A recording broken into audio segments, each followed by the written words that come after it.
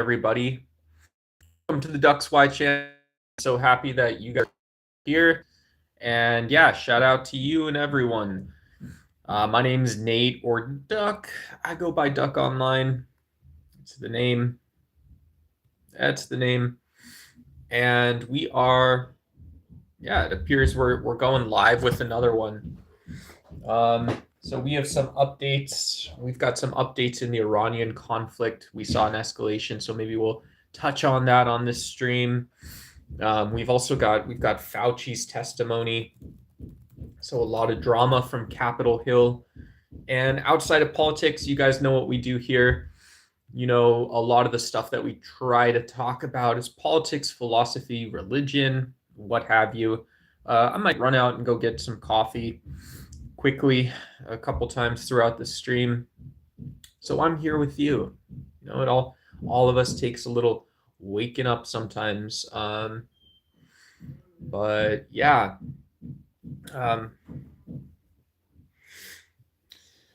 So, you know, day number 6,643 of trying to talk about peaceableness on the internet. So we'll see where that ends up landing for us.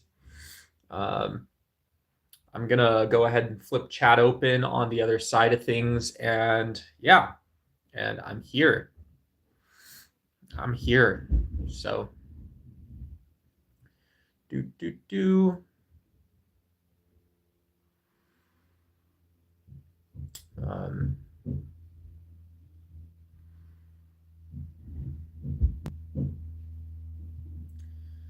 let's see.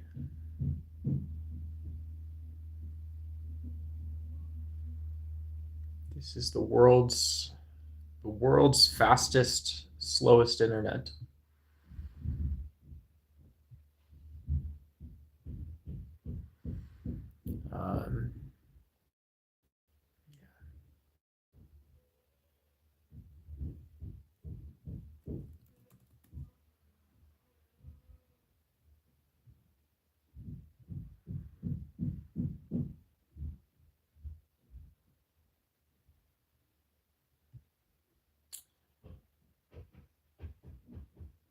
Hey, what's going on? Welcome to the chat. We're good. Somebody's asking to oil me up. I don't know. I'm pretty comfortable here. Hey, I don't know if I'm your uncle or whatever, but shout out to you. Good to see you. OPEC.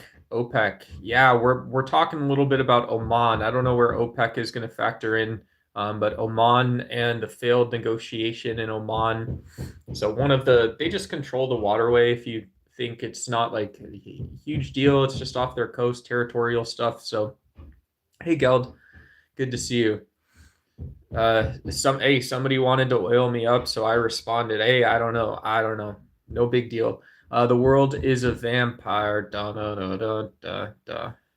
Da da da da da. Hey Sal, how good is pizza? Pizza's pretty good. I'm in Arizona. We've got some like nationally acclaimed pizza chains out here, but all pizza's good, right? You know, you don't need to be super fancy with it. No need to be super fancy. Ducky Diddy. Somebody wants the baby oil, so I am Diddy. I'm putting it together. It's a puzzle today, folks. It's a puzzle. Hello from uptown Chicago. Hey, shout out to you. I've been to, speaking of pizza in Chicago, I've been to Pizzeria Uno and Due in Chicago. So yeah, I got family from back there. You know, the big city.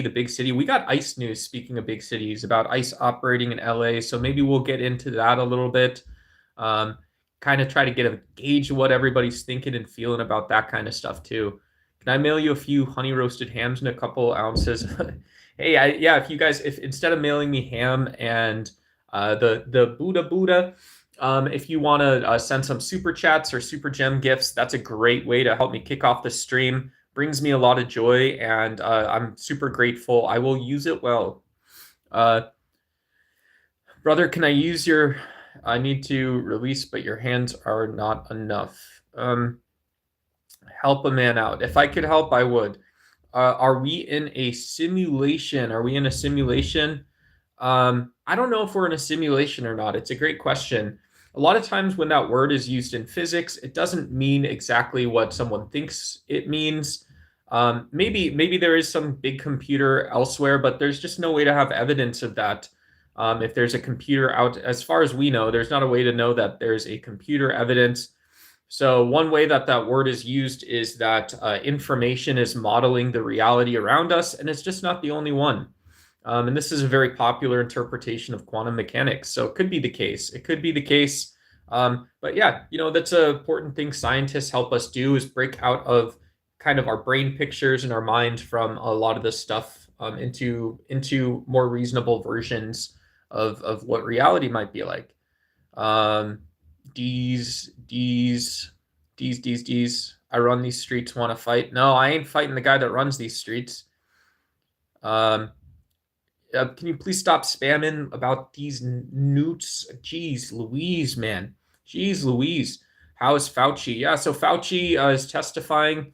This is a lot of the social controversy, people talking about C-19 and, a lot of medical professionals saying that, well, in general, the U.S. response was lackluster. As far as I understand, the people that I know online that are doctors believe that the U.S. needed a stronger response. There's not a ton of belief in conspiracy theory, if there's any, and generally believe that it's an area we need to invest in because of the large number of people who passed away, became deceased because of C-19, not because of people that became deceased because of the lack of response. But anyways, I don't know that much about Dr. Fauci, but he invoked his Fifth Amendment right, which means he didn't want to testify in front of Congress.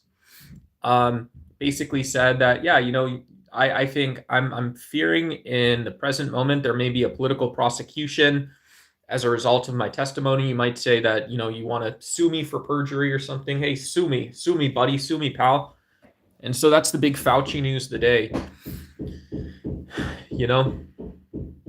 That's the big Fauci news. Do I believe in nihilism? Yeah, a little bit. I think nihilism is a way to, to say that nihilism is at the bottom of philosophy is to say that, yeah, there's no meaning or something. And maybe that is true, when we are thinking of like, it's like ordering a pizza at a restaurant if you didn't want pizza in the first place.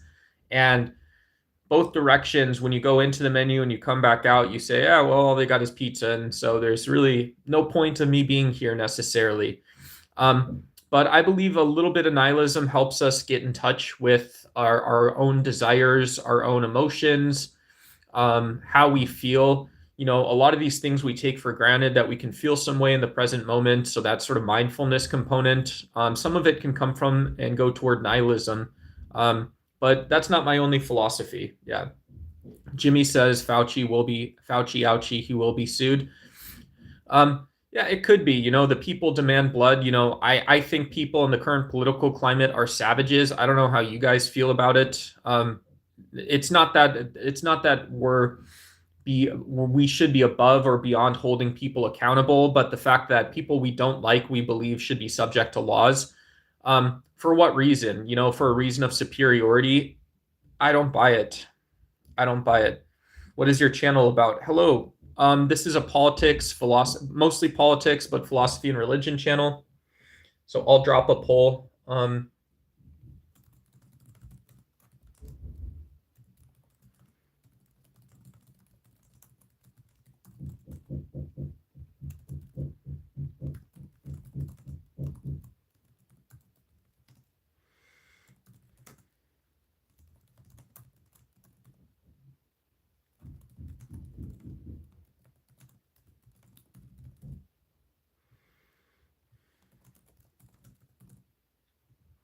So here's a couple popular interpretations, just to kind of, it's just going to be this thing that's kind of pinned down to the bottom of the chat if you want to read over it.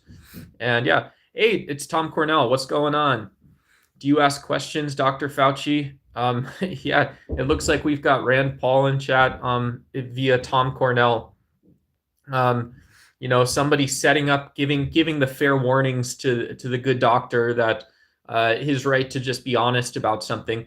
I just want to point out how strange this is too for the C-19 Fauci fans in chat. people, without doing conspiracy theories, it's very strange to have just a doctor who is contracted, employed by the government, to be accused of wrongdoing, right? It implies this almost like Doctor Doom arc. And I'm not saying this guy's, Superman or Batman. He's not some superhero or something like this, but you know,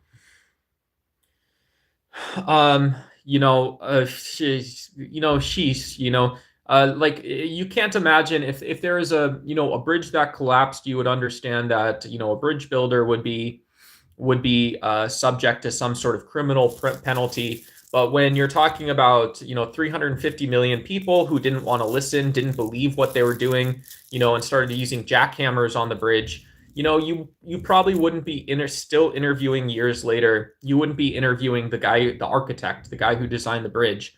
Dr. Fauci is not the architect of anything, So to me, my opinion is it doesn't make a ton of sense. But y'all got your own opinions and stuff like that too. So, this to me it's another one of these symptoms or subjects of nationalism when there's superiority involved. Dr. Fauci, C19 was to separate the wheat from the tares. You took the shot. You are now owned by a company. You are no longer property of the Most High. Yeah, thanks. Good opinion, Devin McFly. Good opinion. I don't know where exactly that would live, right? In a naturalist worldview, you're saying, somehow taking a vaccine gives us over to another force, but where exactly, right? That would be resting on something or in something. Pretty tough stuff. How much money should I have to donate to put your toe in my mouth? Yeah, if somebody wants to send one of those pink super chats, that helps me out enormously, guys. You guys know YouTubers like me depend on a lot of generous charitable contributions. And yeah, I recognize you. You get the appreciation, huge shout outs, huge thanks, all that kind of stuff for sending any gifts. Oh my gosh, we got pretty high being pretty generous recently. I appreciate all of that. Thank you so much. And yeah. Thanks, Martin. Love the mustache. Oh, I was getting yelled at. I was told I got too much of a mustache. I'm looking like Homer Simpson or something. Who knows? I like how you can tell where it ends and the beard begins. Yeah. It is what it is right now. Do you think Iran will win this war? It's been predicted by some geopolitical analysts that there is no win condition for the United States. Bigger wars don't actually benefit Israel or the U.S. Just because of the size, scope, breadth of all the nations that are involved. I think a diplomatic solution is the U.S.'s win condition. I think the U.S. sort of showing that we can still disrupt large economic movement, and that if you want to prove a point, the point you can prove is that autocratic nations where really all 100 million people of Iran are subject to the whims of one ruler, an Ayatollah. And so if you say, well, this is your political system, the cruelty and the brutality shouldn't extend past this point that the U.S. can disrupt economic movement and momentum to the point that you don't perpetuate that system. That's still pretty nasty, brutish. I don't know that that's my political opinion, but if you're talking about winning, I don't think the U.S. can win more than that. Yeah, it is very zero-sum. I look homophobic. This is an inclusive channel, so I'm just not going to respond to that. Also kill the soul. Look up the patent. Hello, I am sick. Hey, I hope you're I wish I could hope wellness toward you, ladders to success. Yeah, everybody's welcome here. And, I'm not a doctor. I don't have medicine over YouTube, but I can help just with the space, I guess. Yeah. The man is responsible for over 1 million deaths. He's not alone, and powers that be. I don't know where that's coming from, Tom. I don't know where that would be coming from, Tom. We can look at places where, Dr. Fauci's, there were Dr. Fauci's that were planning even more severe measures as a result of a very deadly outbreak. And and had better results than the United States. So victory only happens if the regime falls in Iran. Well, we should hire Danny to go talk to the president, right? Donald Trump said he was going to beat the living S out of them. He was going to bomb the effing S out of them. Was his most recent comments pertaining to, yeah, this was last night. There was a surprise attack over Jordan on U.S. military bases. So a surprise attack and a strike on 3 ships in the Strait of Hormuz. And so, saying we're going to beat the living heck out of somebody isn't saying we're going to go for regime change. Do you deserve to be bullied for telling the truth? I wouldn't think so, Valhalla YouTube. I would hope. I'd hope not. Jesus went on vacation far away. Someone says, so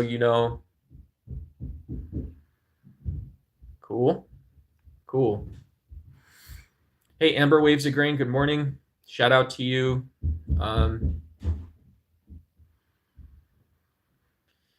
Yeah, one of the great reasons we get NGOs involved in conflicts and wars is to prevent needless civilian deaths. And anytime urban areas are involved, one sort of, it's not really a silver lining, but this Iranian war has been largely contained to military and then shipping, right? These are civilians by and large. Who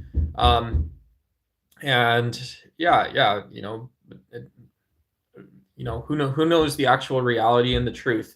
The government always loves lying when they're in the middle of a war. They don't want to tell you how many civilians they've actually killed and it's on the other side, right? It's on the other side until people see the real data. This is largely what happened, for people that are for this war. What do you think about the Iraq and Afghanistan campaigns? We thought the U.S. was fighting a just war. This is what was told by major news outlets. This is what was told by politicians that were elected at that time. There were dissenting voices. There were truth tellers on news stations too. But then you get the data back and you say that, well, these are every single battle, every single time U.S. troops are going into an Iraqi or Afghanistan location, it's a city. So what are you doing? What do you expect? You're at a bus stop. You're at a bus stop having gun battles with insurgents. So you just mentioned the insurgency on the news and all of a sudden it's all justified. That's not what a war is, pal. Buddy is pinned. Hey, what's going on, God? And hey, Chester, great to see you again today. Great to see you.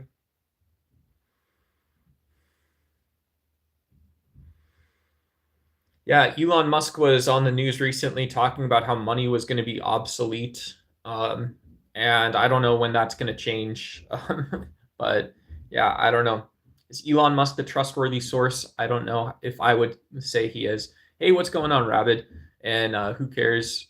Iran is indeed an agitator. They wanted...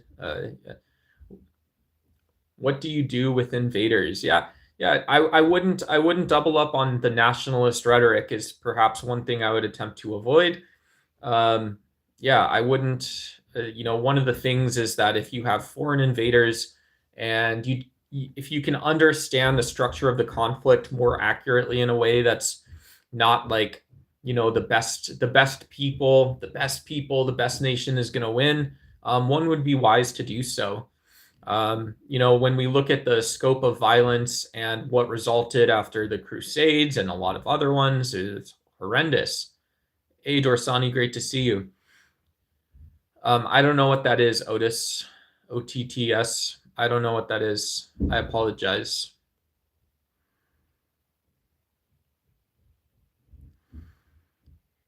I look like Henry Cavill. That's pretty cool.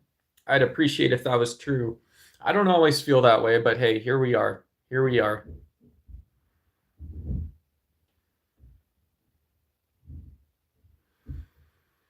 Propane and propane accessories. All right. All right.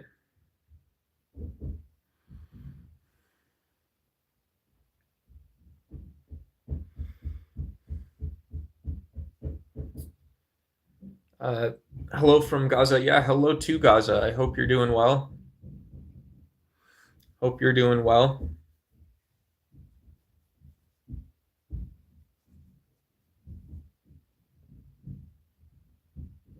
I don't know what any of that.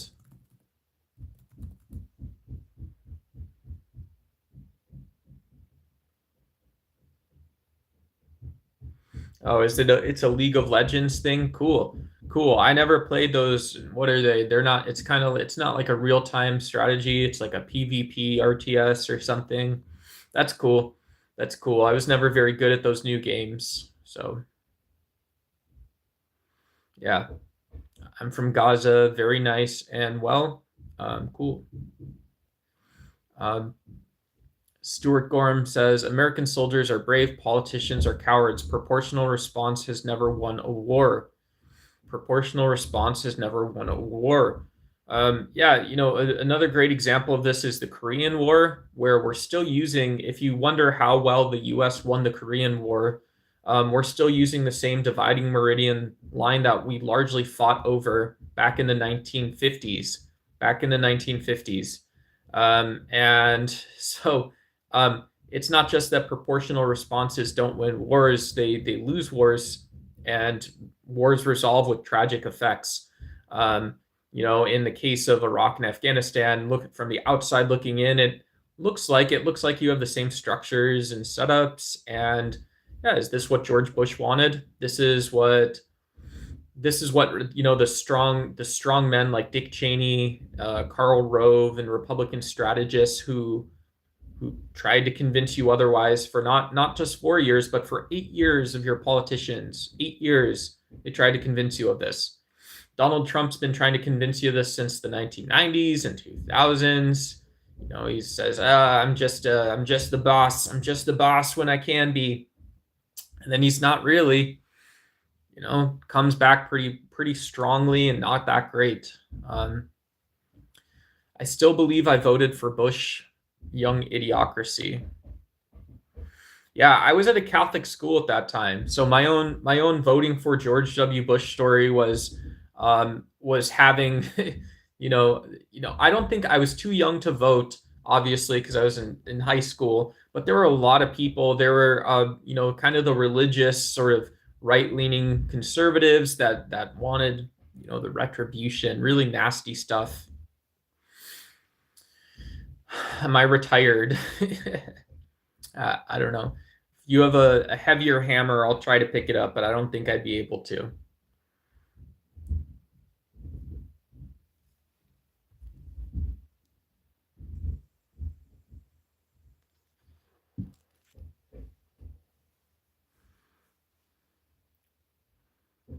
Hey, Ricky, it sounds again like you're playing into modern nationalism or some form of racist ideology.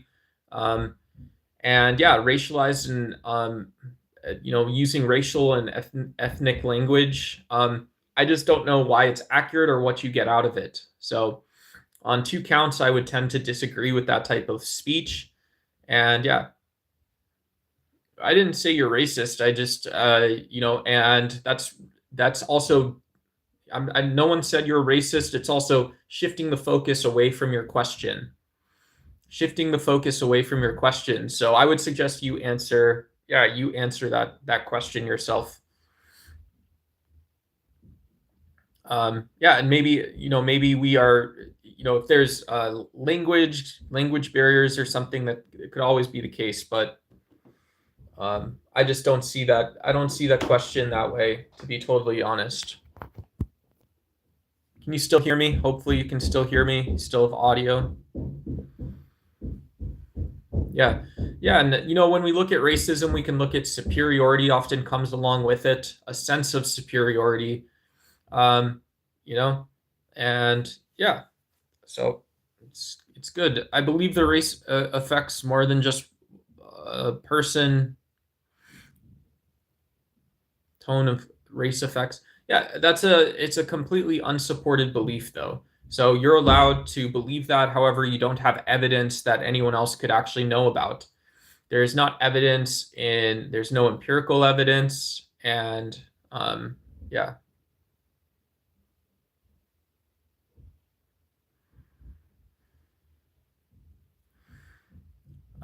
We're still on the, for everyone, we're still doing timeouts and things like this instead of hides as well.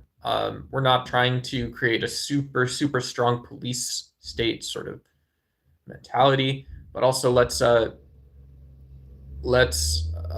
find a good way to be ourselves, and create and be part of that environment that's accommodating for more people. So using our language effectively, in versus the alternatives versus not.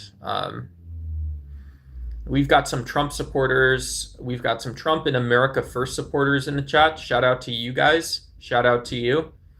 Good to see you. Good to see you here. Yeah. Yeah, and that word is incredibly offensive, and as far as I know, in all 7 continents. So, yeah, and we can just make sure that this isn't that type of. This is a free speech channel. It's not that type of free speech. We're not trying to make anyone feel uncomfortable, guys. Can we discuss how to keep AOC and Gavin Newsom from becoming president? Yeah, I would, if I was, let's say I was going to assist you on that side of the aisle or something. I tend to be a progressive voter, so I think AOC or Gavin Newsom would stand a great chance. They speak to a lot of different people. There's a lot of different time periods around the year that I think they're plugged into real American politics. So you'd have a real uphill battle. You'd have a lot to understand. I think what's in the zeitgeist today is that AOC and Gavin Newsom both have long-standing political engagement at the highest level of politics in the U.S. They've broken no rules. They've been ambitious. They've taken bets and risks, and they're willing to be visionary candidates. I think Madam President AOC has a great ring to it. I think seeing California, Gavin Newsom, kind of having these relationships to cities like LA, San Francisco being particularly important for geopolitics in terms of technology and shipping. With Oakland out there in Northern California, guys, these are huge issues. You'd have to take on all that, right? Most people would say that a MAGA candidate who's been deeply involved, they get endorsements from the dock workers and stuff like this. Hey, that sounds like a pretty strong candidate. That's a great start. So that's what I think of that. The problem isn't religion. It's the person who uses it as an excuse to do bad things. The problem isn't religion. It's the person. Yeah, and so organized religion is maybe a defeater argument to this, Mango Jet. If we're debating a little bit, a defeater argument about religion would say, well, organized religion always has the same sort of qualities and characteristics. It's always a little patriarchal. You've got more males involved than women.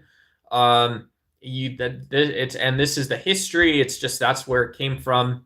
And so you're always going to have certain skews. You're going to have certain skews justifying people who've done bad things. The problem isn't anti-religion. It's the person who uses anti-religion as an excuse to do bad things. I'm not sure someone choosing to be an agnostic or to be an atheist or to be anti-religion. Who knows?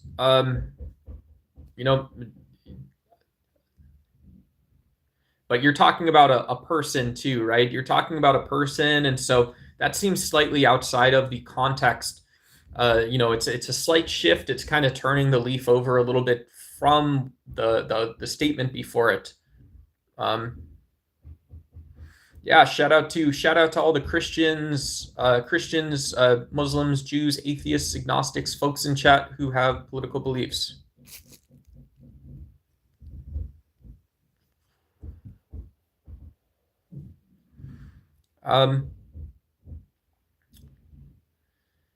Yeah.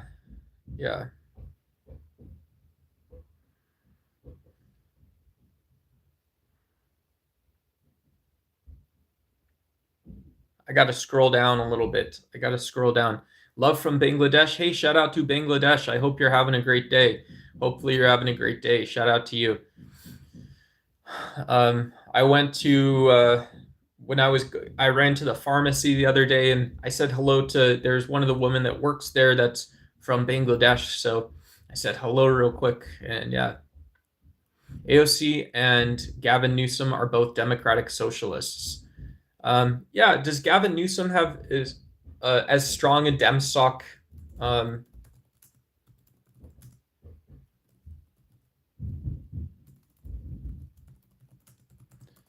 I thought, yeah, Gavin Newsom is not a Democratic Socialist. He's very much been part of the mono party or uniparty, if you want to say. In terms of his budget looked a lot like traditional progressive budgets. He's aware of like kind of some of the Blue Dog heritage. He's aware of some of the other stuff. And the difference is AOC's sort of heard a lot of the social forces in New York. And I think so when she has a well-founded basis in democratic socialism. I could be wrong, but the Constitution and the Bill of Rights has a root in biblical principles. It does not. Yeah, that's inaccurate. That's inaccurate. The earliest American political thought and most American political thought speaks of the Constitution and Bill of Rights as culturally relative, and this is true from Christian thinkers as well. And then a lot of the Christian scholarship on society and politics has to do with things that are not about rule of law, that are not about the Constitution and Bill of Rights. So that's factually inaccurate, and yeah, we've clarified some stuff. So I'm from Iran. Please remember that Iranian people are not the same as the Iranian government. Yeah, Donald Trump's, this is one of the things when Donald Trump comes out today, we see new volleys of attacks. And just remember, keeping the context and timeline, if there are good guys, maybe there's no good guys and bad guys here. We see 9 days of escalated attacks led by the United States. And then we see overnight attacks over Jordan, as well as three ships in the Strait of Hormuz being struck by Iran today after a short pause. And this is a couple of things going on. There's these failed talks in Oman that really promote an agenda that it does nothing to help Iran. And then we've got Benjamin Netanyahu meeting with Donald Trump, over the Pickaxe Mountain sort of allegations that there's just this continued onslaught, this continued, never-ending plan to build these nuclear sites. And so when Donald Trump, even in this situation with everything going on below, when he says he wants to, bomb the effing S out of Iran again, who's he actually talking about? Who is he talking about? Where in Iran? And so this is one of the problems with being pro-war is you lose a lot of the granularity about what actually is happening. Everybody's a warrior when you're a warrior. Everybody's a warrior when you're in front of Pete Hegseth. Everybody's a warrior when they're emboldened by President Trump's words himself. Nobody's a warrior when you're actually thinking about what's going on. So I got to scroll down a little bit. So if I skipped a comment, I didn't mean to. If I skipped a hello or something. Thanks, Joey. Appreciate it. Hey, Ashnik. Punish the crime. We have the latest conspiracy to commit terrorist acts on the White House event. I don't know what that means. Pete Hegseth served in combat in our military. If anybody is a warrior, Pete Hegseth is a warrior. Pete Hegseth seems to be great at personalizing, the nationalized superior notions of the military. He seems to be great at personalizing why it's not a waste of money to spend about $1 trillion a year on the military. More so, less so, to spend $1 trillion in military spending. 1 trillion, 1,000, 1,000 billions, 1,000 billions. You want that statistic. So, okay, it's a lot of people.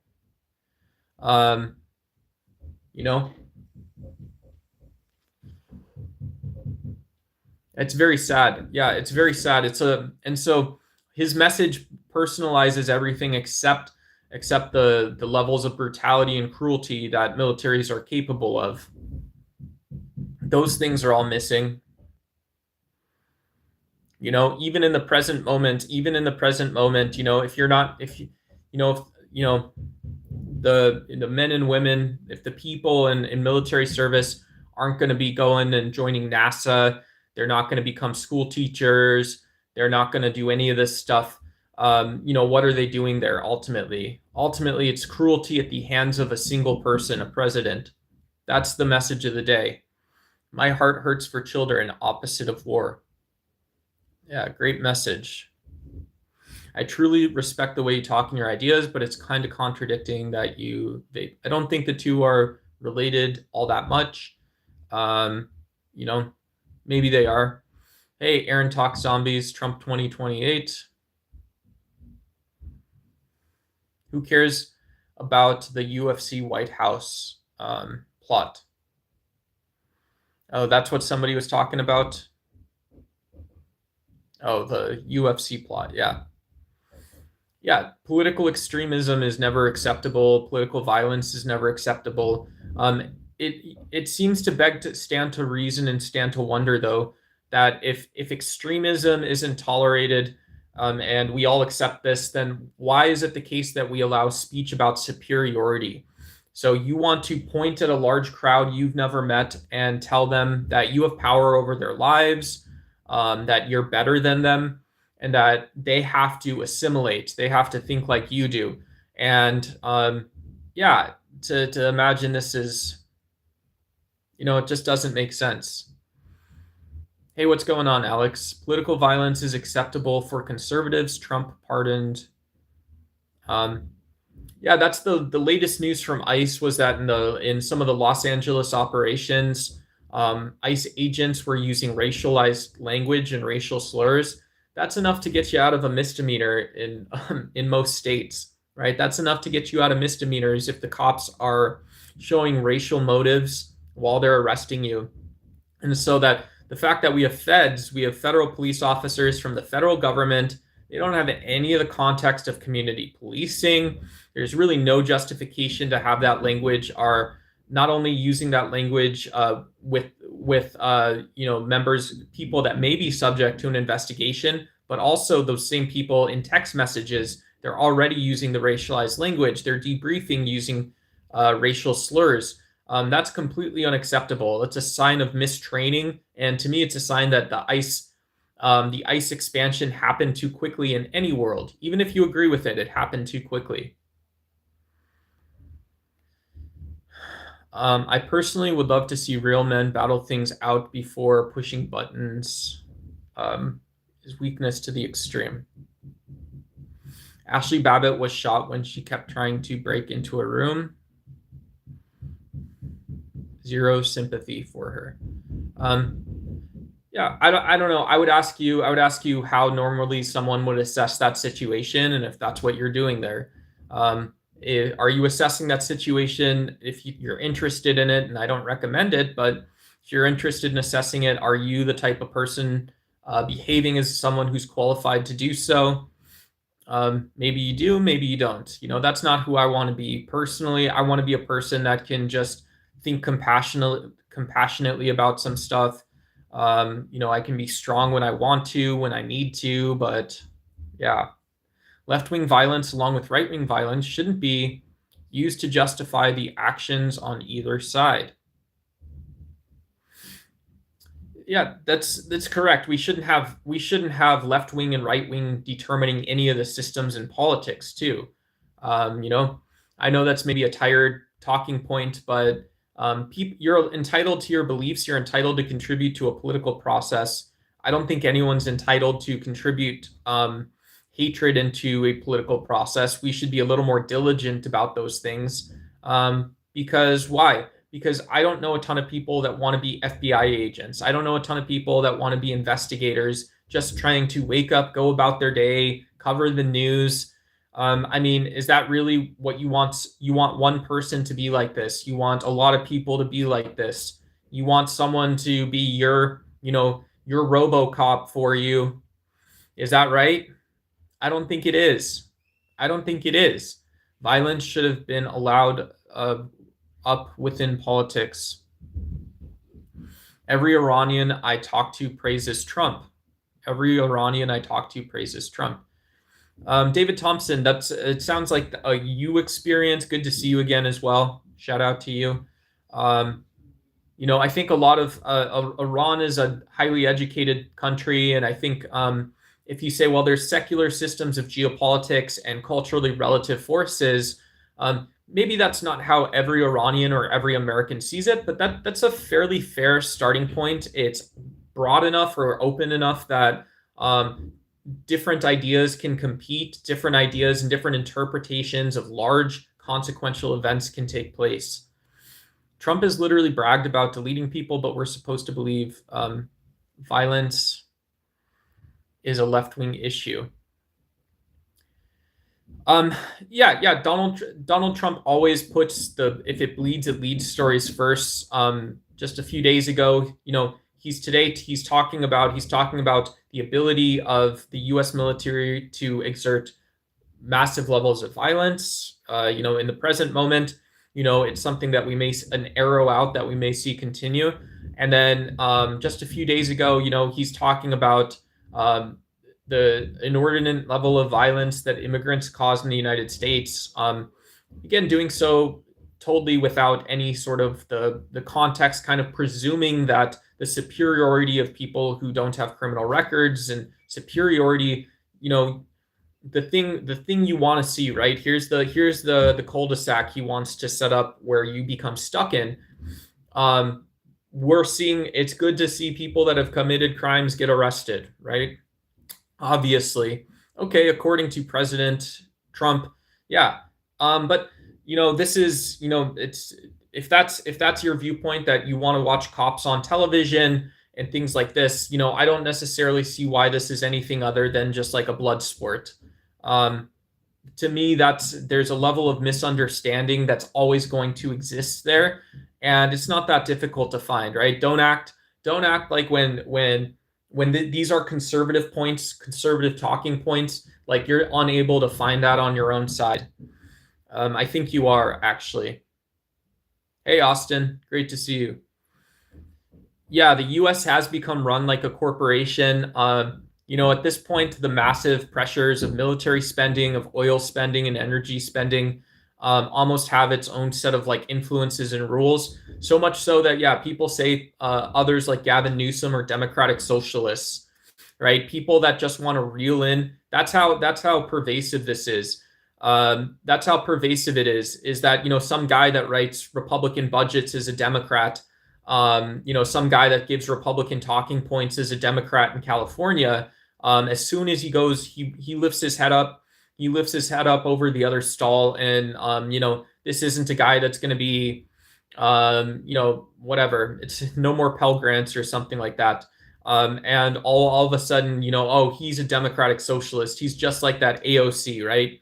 He's just like that AOC who, steps over a homeless person on a train in New York City, and there's graffiti artists, there's Cheech and Chong and all this other stuff. That's how pervasive the corporations become. But yeah, wake up, drive to work, right? Oh yeah, we need more robo. Austin can be the next honorary Ducks Y RoboCop on the channel. Let's reel everything in. The big issue with immigration is the credit score system of 1969. Yeah, the credit score is a pretty wild system. It exerts even further pressure onto people that a lot of times made choices that are just like a lot of other Americans, a lot of other American consumers. And so, yeah, saying that we need to widen our brains and include financial education is a huge thing. But then what does that do? When the time comes, a day like today, a day like the middle of 2026, we're going to be getting to the rest of the country. The rest of the people are going to be here. Okay, that's fine. Shows how brainwashed we are against China. Yeah. You know, ironically, I'm gonna go grab a cup of coffee, by the way, everyone.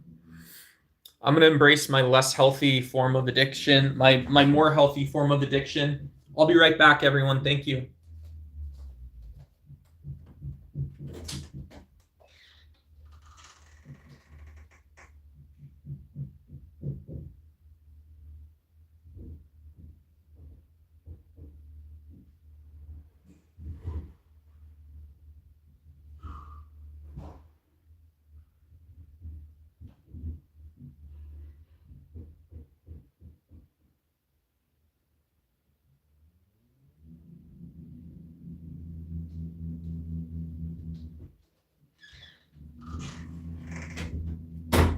All right, so I gotta ask, as I'm topping off on caffeine, folks. Are we addicted? Are we addicted to? We're addicted to these little like soap opera flare-ups in the Middle East. We're addicted to credit scores. We're addicted to credit cards. We're addicted to what else? We have these recurring addictions to Anthony Fauci testifying in front of Congress. We've got these addictions to learning little factoids and tidbits about Jordan or Oman. We've got these addictions to learning little tidbits about Israel. We've got addiction to seeing our people winning. We've got addiction to seeing Gavin Newsom take a nosedive. We've got addiction to seeing Rand Paul giving those. Oh, he's not a libertarian, but he's got to warn Fauci on the stand, or he's got to try and pin him down in order to show that we violated American rights, and he can't do both at the same time. Take the fifth, Fauci. Take the fifth, chat.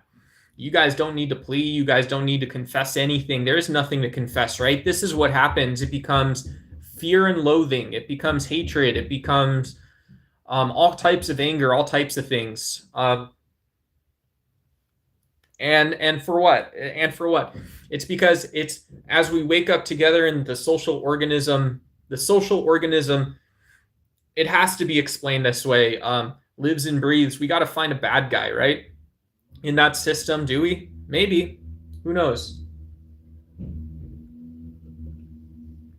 Hey, Island Barna. Sorry if I'm saying your name wrong. Yeah, Turning Point USA, I think, is a great political action committee. Rest in peace. Very sad, tragic loss to the Kirk family. Of Charlie Kirk, of course. Exercising his constitutional rights should be especially sort of tragic and bad. And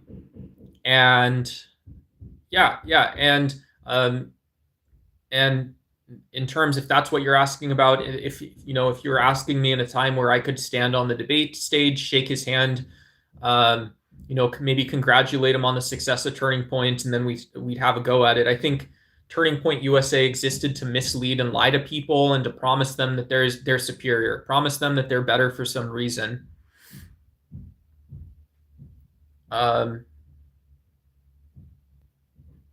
Which did I?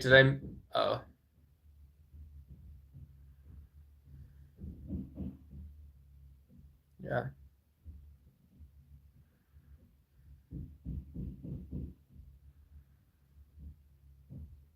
Hey, Derek Henry, great to see you.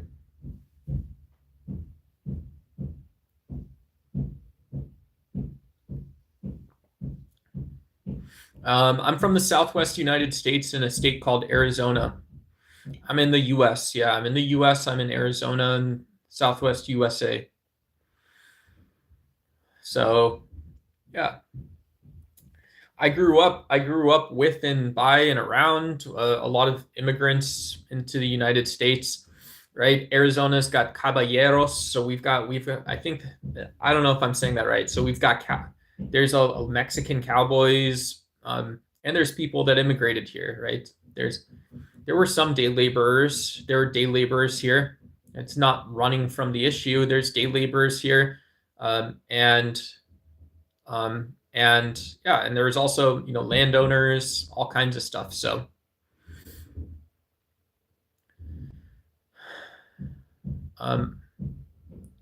I do this. Yeah, I do this, Umar. Yeah.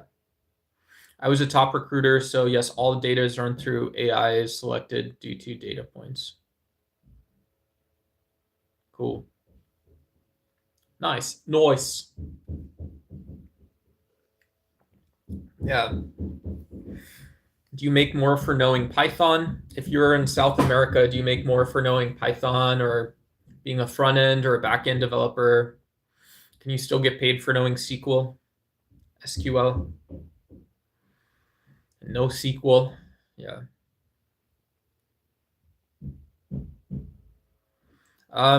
No, if y'all got any of those jobs, let me know. But if anybody wants to support via super chat, gem gifts, anything like that, that stuff's all super helpful for me. We just go live, try to create a yeah.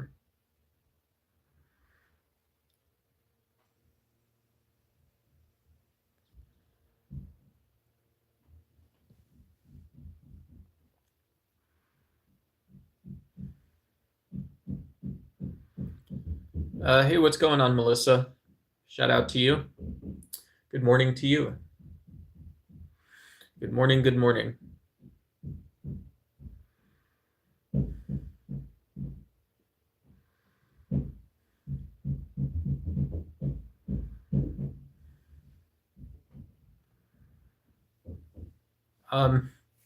We got some roofers here. We've got the roofers at my building today. So yeah, this should be the last day, I think. Yeah. Yeah. Oh, and yeah, shout out for folks on anywhere. Good morning, good afternoon, good evening. Yeah, shout out to you. Shout out to everybody wherever you are today. It's great to see you. Great to see everybody. You know, so those were our major news stories. Let's check the poll results. I love doing this. And I'll come back and read chat. I see, hey, we've got Ireland in the house. We've got David Thompson in the house still. A couple other folks. So let's look at this. Are the new U.S. strikes because of failed Oman talks? Oman, who is a fairly, someone might say, a milquetoast arbiter. They have territorial control. There's not a. They wish there's a wish for a depoliticized contest regarding liberal competition and things like this, perhaps, and without being hyper aligned with anyone. They share. There's no, they share airspaces and stuff with the British and a few other things. So definitely not an Iranian friend or ally, but not adversarial. There's not going to be. It would be strange to see Oman enter the conflict right now. And 32% said yes, the U.S. strikes are failed because of Oman talks. 38% said, I don't know, you tell me. 24% say no, it's Israel rallying a U.S. war. And 5% say no, it's Donald J. Trump's posture. Donald J. Trump's posture. And so I think you guys got the two most accurate ones. Who knows? Maybe Donald Trump. Maybe there is some cause coming down from the president, in Washington, rallying for a war. But it could be these other things too. It could be that, the talks of we see neutral arbitration or a mediator not solving anything. This sort of mediated process, and then you see Iran saying, well, we can't be cut out of the loop when you're talking about going to war with us because we still don't want the war. Remember, we still don't want there to be a war. Do you guys think immigrants should assimilate to American identity? I don't know what an American identity is. Someone going to work, paying taxes, having to pay rent, and then everything you learn from there. I don't think that's an American identity. Which good side, right? You visit the General Patton Museum in California, or you get a date shake and go visit the Patton Museum, or you go to Madison Square Garden, or you laugh at criminals on Law and Order. You laugh at the criminals telling jokes to you on Law and Order before they get arrested. Which version of American identity did you want?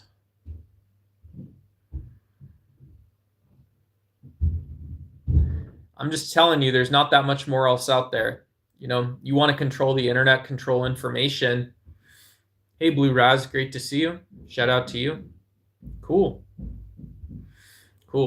If you don't mind, we're gonna hopefully, we're not a channel where like if you want to throw one of those in down the line, feel free to do so. Yeah, and but yeah, you can see we jump in quickly. There's some people engaging chat, engaging conversation, stuff like that. So US wouldn't dare bomb North Korea. They have China on their side. Yeah, I don't know where that came from, but yeah, it would be pretty consequential to have a war in the Asian peninsula. Some people were thinking about what it would be like to have a conflict closer to the United States a few years back. To have the US more deeply involved in Ukraine and Russia. Yeah, to have someone unhinged like President Trump, is he that unhinged? I don't know what he would be told in those meetings. This is partially why it's dangerous. You want a president that's bold and ambitious, but you don't want a president who's uneducated and uninformed. You need, so saying that a capable president is capable in all theaters, including diplomatic theaters, and that is a form of competition, is the strength of one's diplomatic efforts. That's who I would vote for. I wouldn't vote for a person that's so dumb. This guy, he's too smart to keep the planes on the ground. He's too smart for his own good. That's not smart anymore. You can get taken advantage of if you're like that. I should endeavor on being the president. I'd endeavor on being hidden and afraid and away from people. Yeah. People are savages. I'll tell you this, right? The more you wish for, the more you want to accomplish. Yeah, not my job.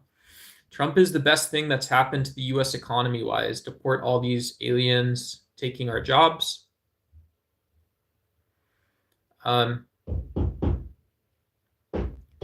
so I would say, I would hope that, I'm not seeing a ton that I can engage in that statement, Jay, but I would say if you're aspiring to stay employed, I would hope that for you as well. I'd hope you have a good quality job. I would hope you know people with good quality jobs. I would just be unclear that when there's no practical way to accomplish that without overtaxing you, there's no practical way to accomplish that without impacting even one person just like you. That's where I would fall off on that. That's where I'd fall off on it. Hey, this guy's upset, right? That's what it would come down to, is Jay's angry, Jay's upset. But you're not upset at, are you upset? Are you upset at a specific person? Are you upset at a specific issue? Maybe, I don't know. I'm not trying to take that bone out of your mouth, but if I could, I would, right? Why is the argument you're making? I'm guessing you're either Democrat or left. Yeah, I tend to vote progressive Democrat. Yeah. I think it's more compassionate, and I'm proud of that.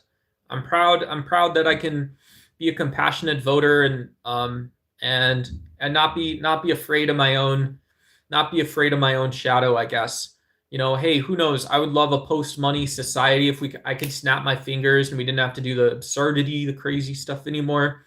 I would love that too, but I think splitting the difference opens the room for leaders, true leaders, right? I'm not that much of a leader. So there I go.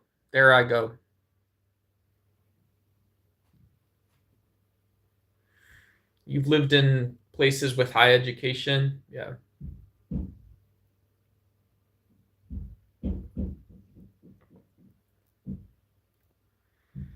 Hey, shout out to Captain Brody in the UK. Yeah, shout out to you. Great to see you. Oh.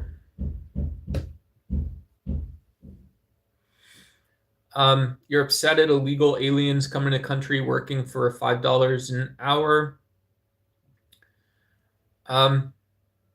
Yeah, I mean, I think so. Here's the problem. Here's my problem is you can say this And let's say I was a politician trying to listen to somebody who's upset about illegal aliens working for $5 an hour. My main issue with this is that where can I go to actually learn about this, right? You're going to ask me to, all of a sudden I'm in my office and I say, yes, sir, yes, sir, yes, sir, all this stuff to you, right? I don't, hey, maybe that's what you wanted in the first place. I don't know. I'm just going to do my job though and say, yes, sir, and go do it. And so I take a step back and I say, well, now I know that there's these illegal aliens working for $5 an hour. There's my two factoids. I got a bunch of guys with Suburbans, with SUVs, things like this, big trucks we're going to roll out. And I say, well, where do I go? What do I do? And I turn on the news, right? Here's the next thing I'm going to do to listen to you to say, yes, sir, right? The next thing I do to turn on the news and say, yes, sir, is I'm going to watch Donald Trump. And what is he talking about? He's not saying this. No, Donald Trump's talking about all these violent guys. So now I say, well, geez, I got confused, right? There's all these violent guys in the United States. I didn't know about them either, right? And so I say, well, should I hire the FBI? No, I got these guys in a Suburban, so they're going to go do it. Okay, cool. So yes, sir, right? So now we're doing two things, right? Now we're listening to Jay and we're listening to the president to kick out people at $5 an hour. Yes, sir, yes, sir, yes, sir, right? I'm starting to think that it's because we have a chat room, right? Because this isn't how I'd go about it. People complain. People say, hey, this system that already exists isn't working, right? You got to have been doing something about some of this stuff, right? Yeah, you were, right? That's exactly right. You were. Shout out to the UK. Yeah, shout out. And then here's my other big problem is I'm supposed to be an order taker. I'm supposed to be a pure order taker as a politician now. Straight from the American people's mouths and buttocks into my policies. But I know there's people like Captain Brody in the UK. There's people in Ireland. Maybe culturally the most similar to the United States. There's folks in Finland and Germany. There's folks all over the place. And what are they saying? Well, they're saying when they're turning their TV on after they get home from work or whatever, and they're saying the same thing. They're saying the same thing. They're saying I'm supposed to be an order taker about this stuff. I'm not. And so we've got Western democracies who I was supposed to, at the end of it, I'm supposed to be protecting Western democracies. But we've got all these just random bumper stickers of things you're ordering me around to do. You're ordering your neighbors to pay taxes because of what you want to order around from a TV dinner tray. I can't buy all that stuff. I can't buy all of it.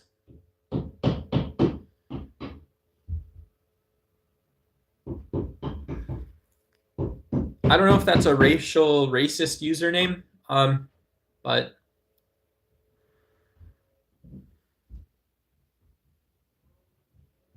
yeah. Nick Slay says, boomers, nobody wants to work anymore. Also, boomers, hit the road, Gen Z. We don't want to hire you. Yeah. It's a very foundational problem in politics, right? In light of everything else going on, hey, this is one of the reasons why there's some people that don't sit out politics is we want to talk about employment for millennials, for Gen Z, what's going to happen for Gen Alpha, how are we going to rally around this? We've got all these other problems and issues now. Hey, I don't know.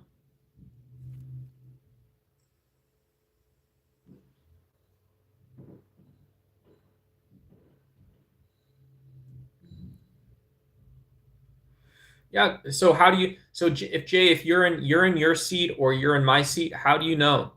So you're talking about economic incentives. You're talking about economic or liberty incentives, about breaking the law. So, one of the things I wouldn't understand is that it sounds like someone who abuses female employees at their company it's the same exact thing as employing illegal aliens. It sounds like cruelty, right? So you're asking to be a dictator. You're asking to have autocratic. I mean, this is what I don't get. Is I don't think you're an autocrat. Maybe you're a nationalist. Maybe you're a nationalist or an autocrat, but you're going very quickly, 0 to 100 really quick. You just want people that you disagree with to be in jail is what it looks like to me. Hey, Crystal Jackson, great to see you. Shout out to you. Good to see you again. Immigrants have higher AI data points in recruitment process.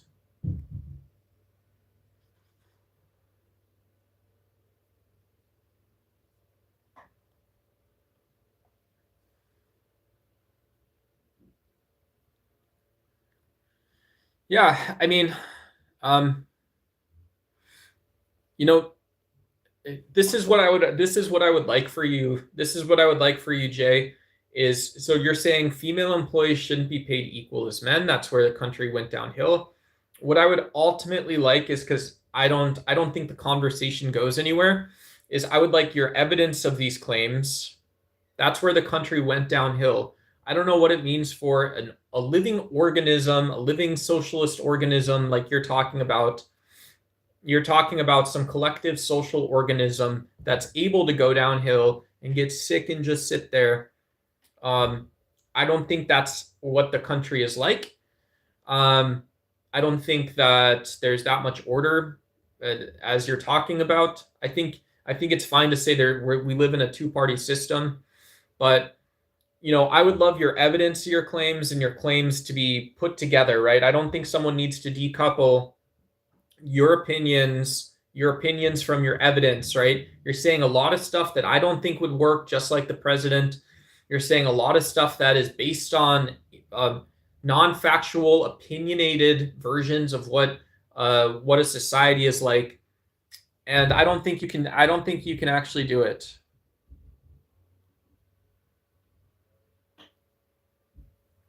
So let's tone this conversation down. Maybe you guys can help me pivot it, shift it a little bit.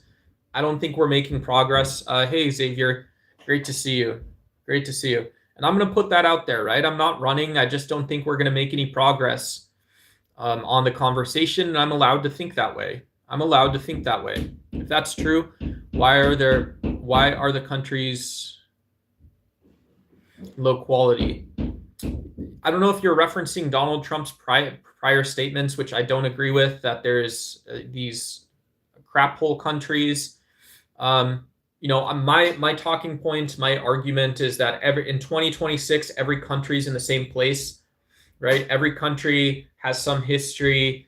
They've been doing some stuff, and it's 2026, right? So when you look at the present moment, you can somehow there should be some way to relate to any other sort of state structure, government level power, geopolitical interest, who the people are, these types of things, right? Who are these, right? Are these hey, you guys, are there these people, are there other people? That's what I would open the door on, is saying it's 2026. If that's true, why are the countries that are low quality? I don't know what you're talking about, right? You want to go argue about real estate and housing in South Africa or something and say that, well, they've got the same problems by these non-South Africans. You don't get that. You may not get that every day walking on the street. So what are you talking about, right? Clarify it a little bit. Look at Australia. They made all military leaders women. Women are not leaders. You may just know more than me, right? These, I don't know why you would expect me to know Australian military leadership.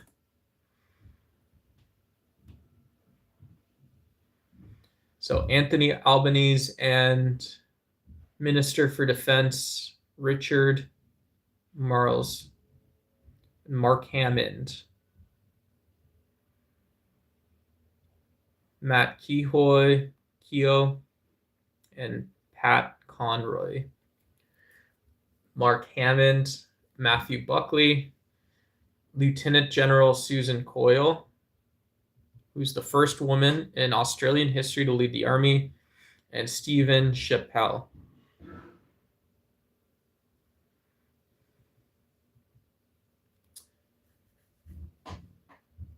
Yeah.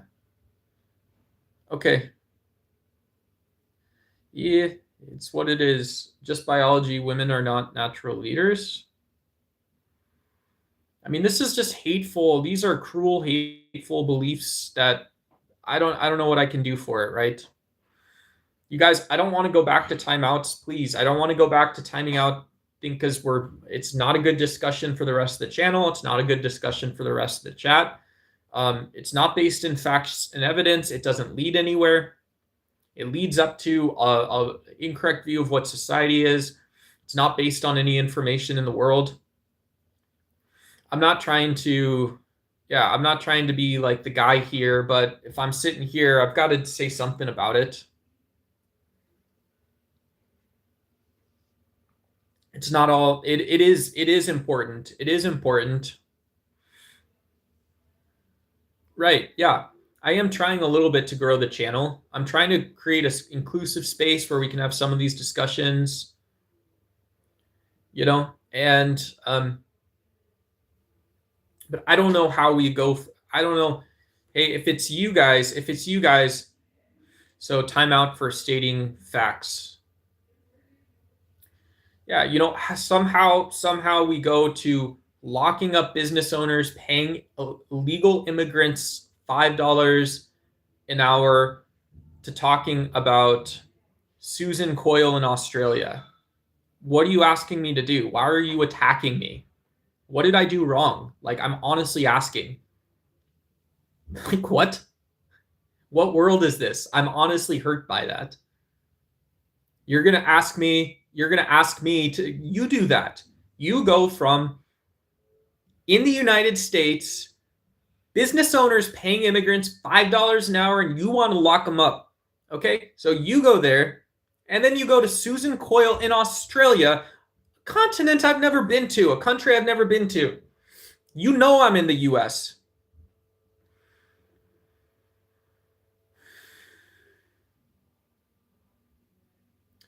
MAGA is an ideology based in hatred because it's based in superiority, because it depends on violence.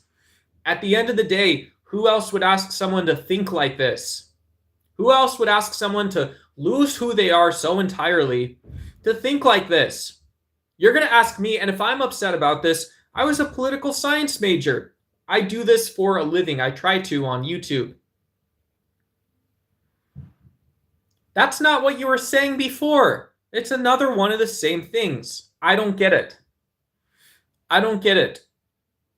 That's a lie.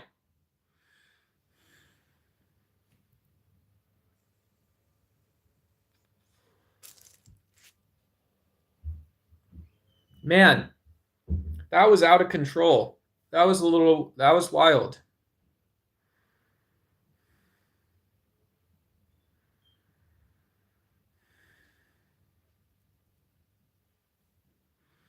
Hey, Peter, great to see you.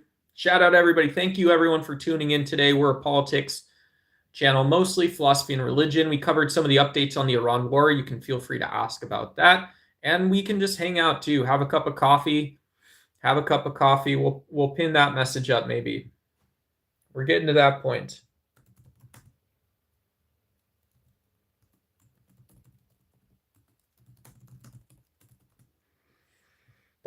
This is about what I'm there we go.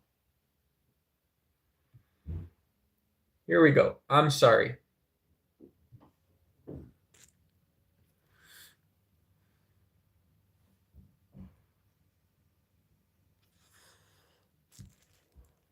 Man, I think we're finding the baseline for what a good political discussion is about.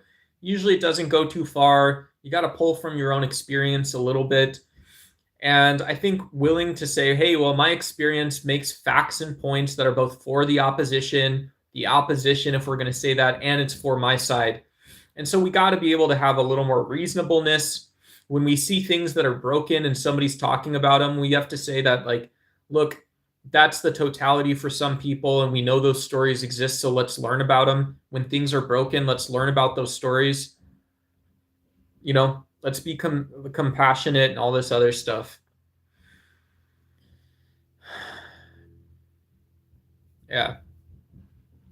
Hey, yeah, enjoy Bordy. Enjoy Bordy. Let's end the poll. Yeah. Welcome to the channel, folks. I'm gonna get another small cup of coffee. You guys can puff on your puff, and I'll be right back.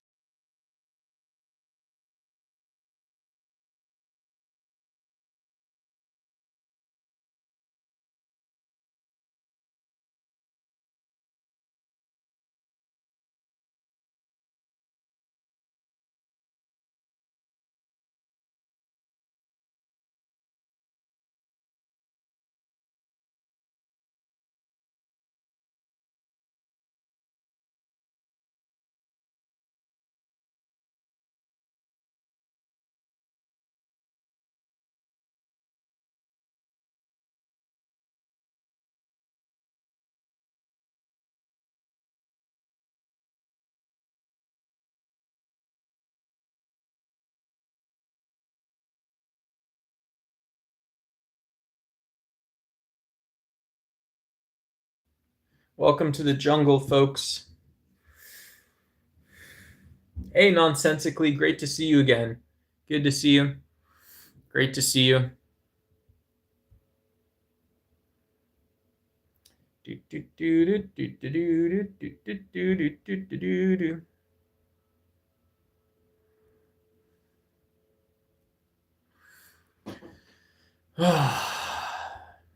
Yeah, good morning, good afternoon, whatever time it is for you guys.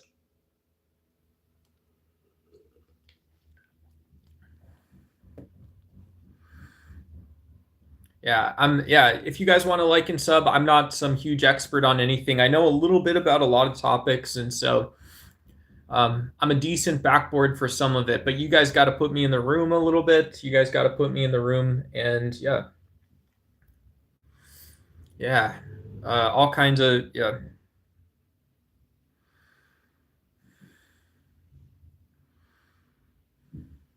My morning's good so far. My morning's good.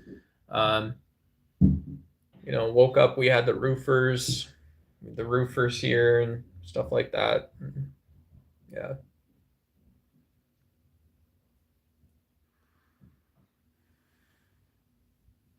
So, how did Israel become deeply embedded in our government? Some sitting senator or some position or other was just photographed in his office wearing a volunteer IDF. I don't know about that. I'm not. Um, yeah, yeah. I mean, you're assuming something. Israel being deeply embedded. When we see, I would say a way I would understand that is strengthening ties, especially regarding high tech warfare, um, which is something taxpayers can and should be concerned about. Um, but you can also ask where that comes from, right? That's another strategy or tactic is where did that come from?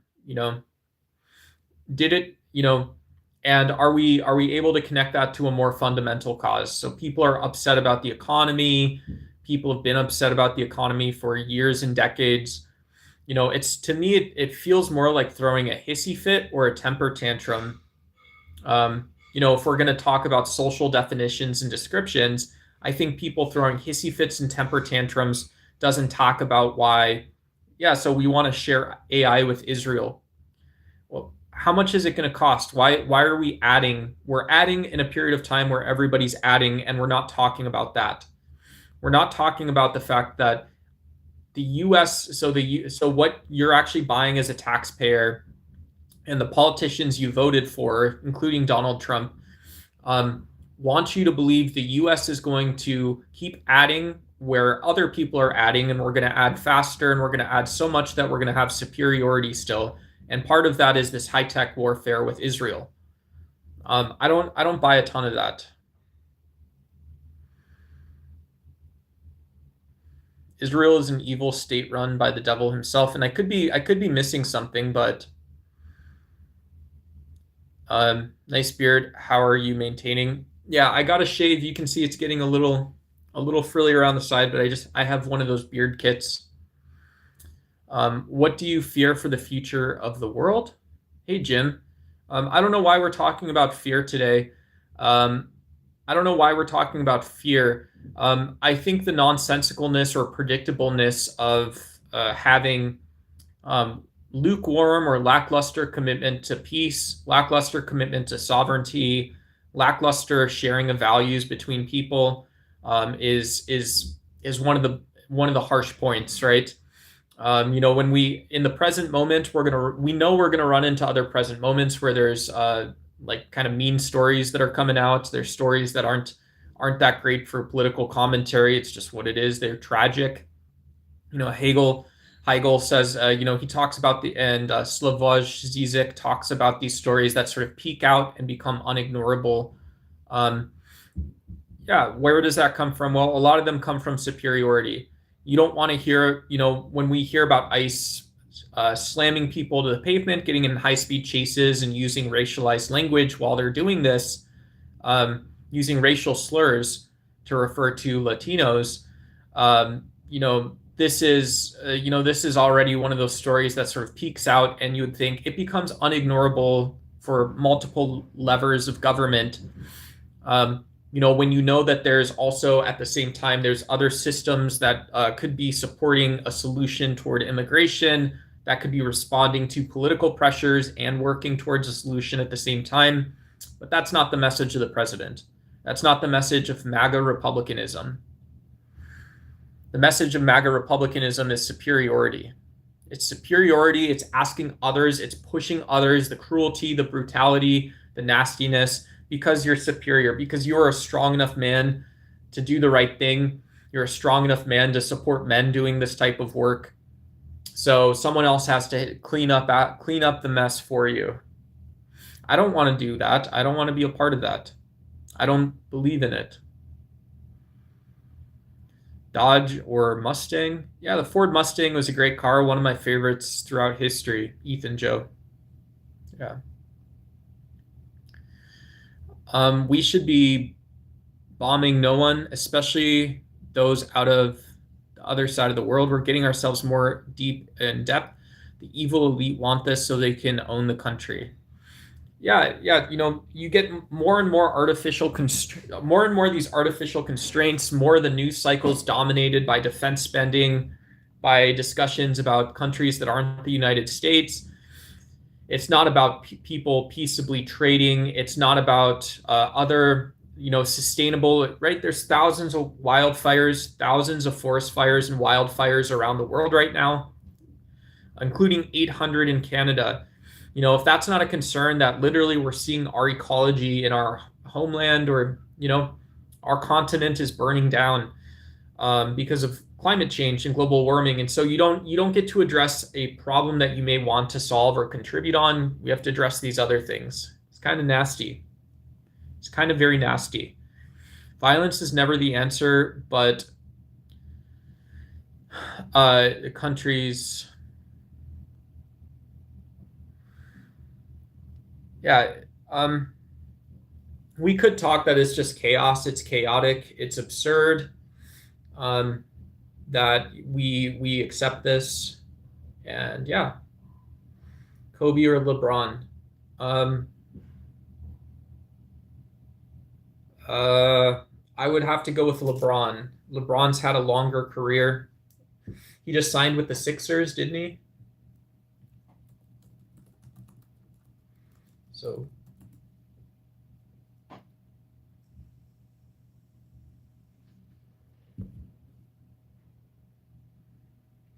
yeah, so that'll be cool.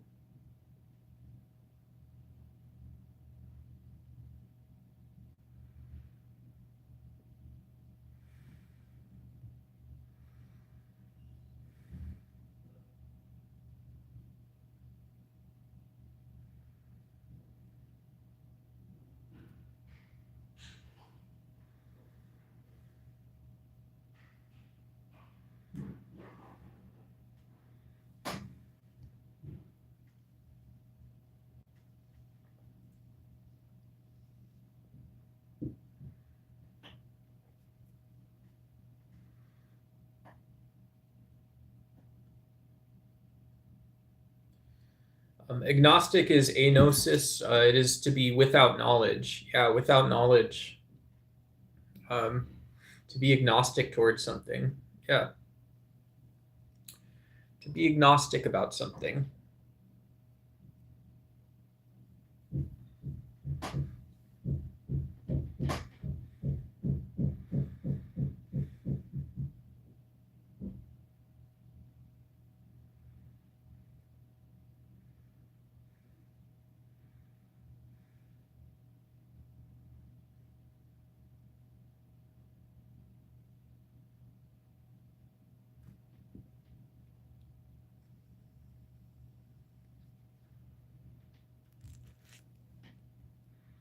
My name is Duck. I know what's up.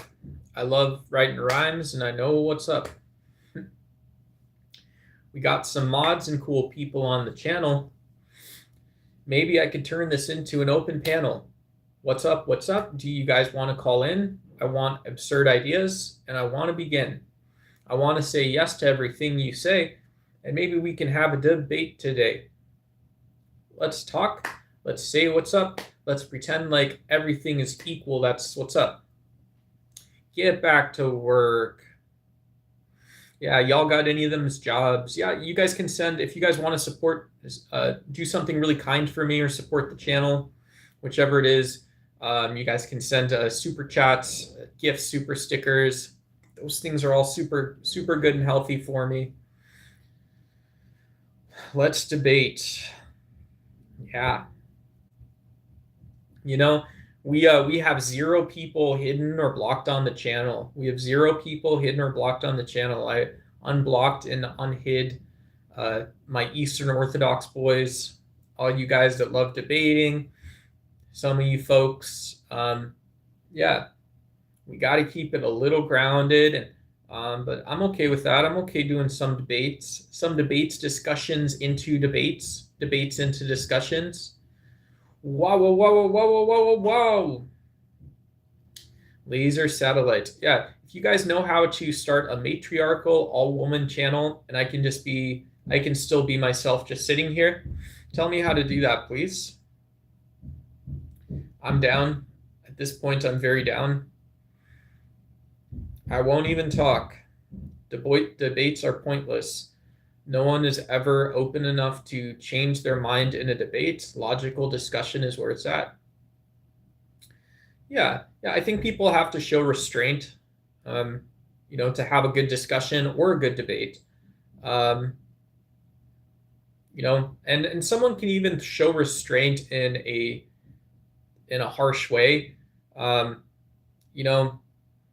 Making it out to be the case, that it is the case that opponents' talking points have the headline and are exalted and elevated, or exist where they actually exist, right?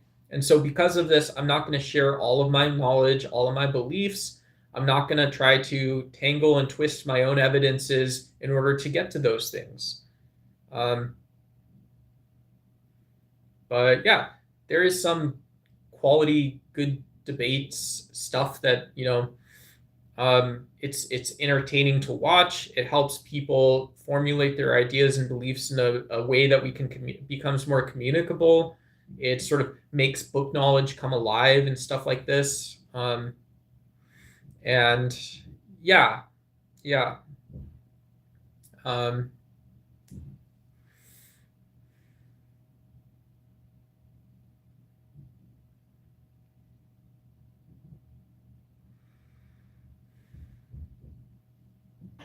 The characteristics or attributes of being a characteristic is great. Yeah, there we go.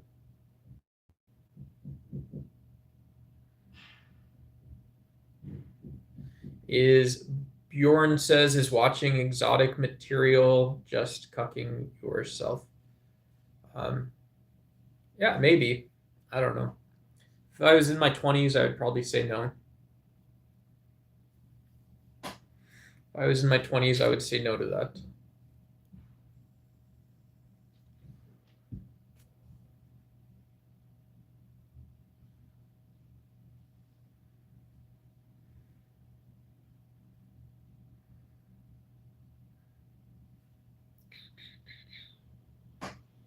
What's up? What's up?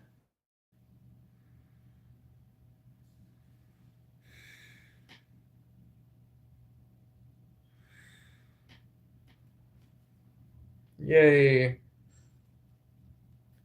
Hello. Welcome to the channel. My name is Nader Duck. Good to see everybody. Great to see everyone. I'm gonna change my shirt. Maybe I'm too officey for people. So I'm gonna change my shirt and see if that helps.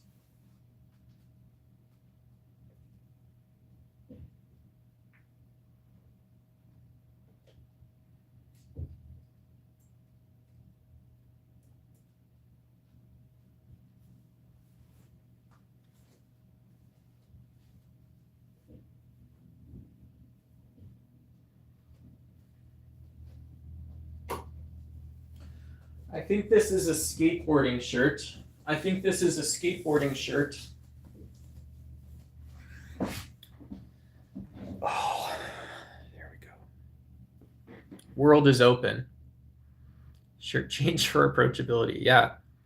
Next up, I'm gonna get a bob. I'm gonna go back to wearing everyday black undershirt and a pair of jeans. I'm gonna go back to my uniform, where I didn't know about it, but I had a uniform back then.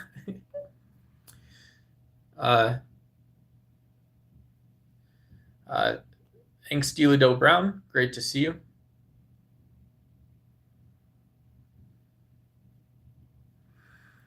Do you know about the straw man that we are not our birth names on the certificate? All laws apply only to that title. I didn't know. I don't think about it like that. You know, I think someone generally knows what it means that there's laws that apply to them. Yeah, laws that apply to them. So, yeah. Gave a like for acknowledging me. Thanks. Hey, shout out. Good to see you. Yeah. Yeah. Yeah, in classical liberalism, property law is one of the bases of law is about property law, and it's about individuals. So, yeah, yeah, it's every modern state has those types of laws where people can own property, and the most relevant story in geopolitics is perhaps China's return to the private market, whereas in the 90s and 2000s, about half of the economy was state-owned or state-run. It's now about 25 to 30%. So, yeah, I like YouTube lives generally. I do, getting into sort of the mechanics of running a good YouTube live a little bit. I know it's not like mechanics aren't what it actually is to be there, and to do something. But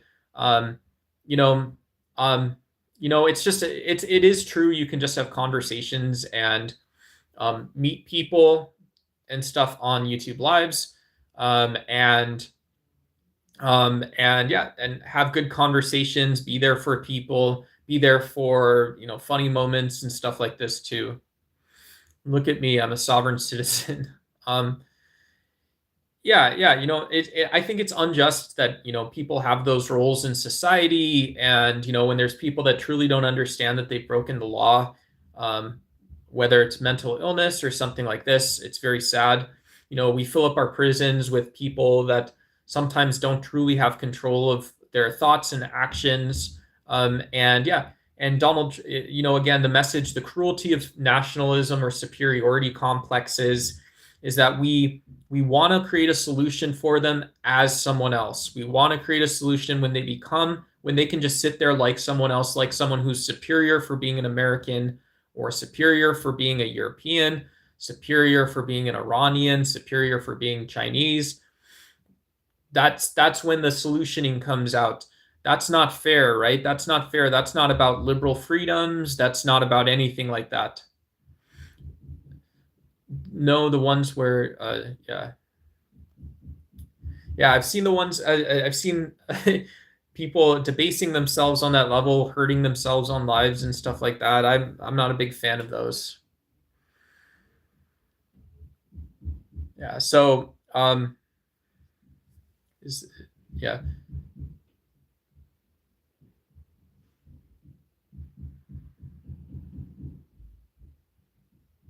Oh, cool.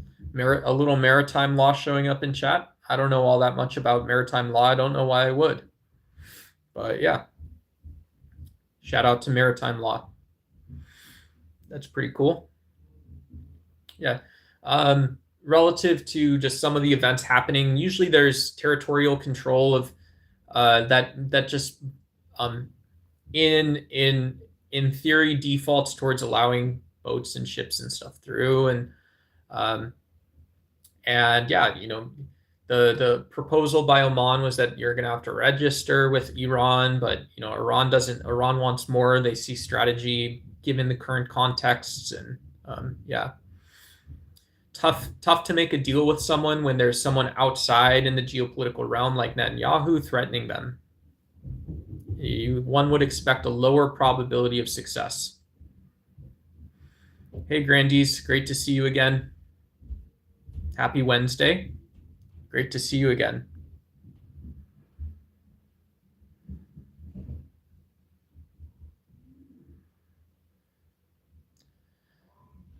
Hey Maury. Yeah, I'm sorry. I can't help with that. I've always found both difficulty, kind of hitting the gym when I want to be cruel and mean and nasty to another person or rude to another person, holding on to it. Donald Trump fakes this. It appears to me. Donald Trump seems to have a very low threshold. His honesty seems like it's hurling insults around at people.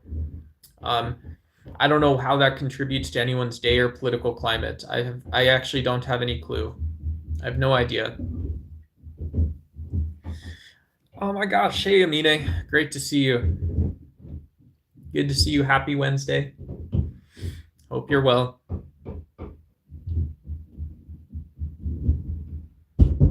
Like sovereignty and the financial system. Cool.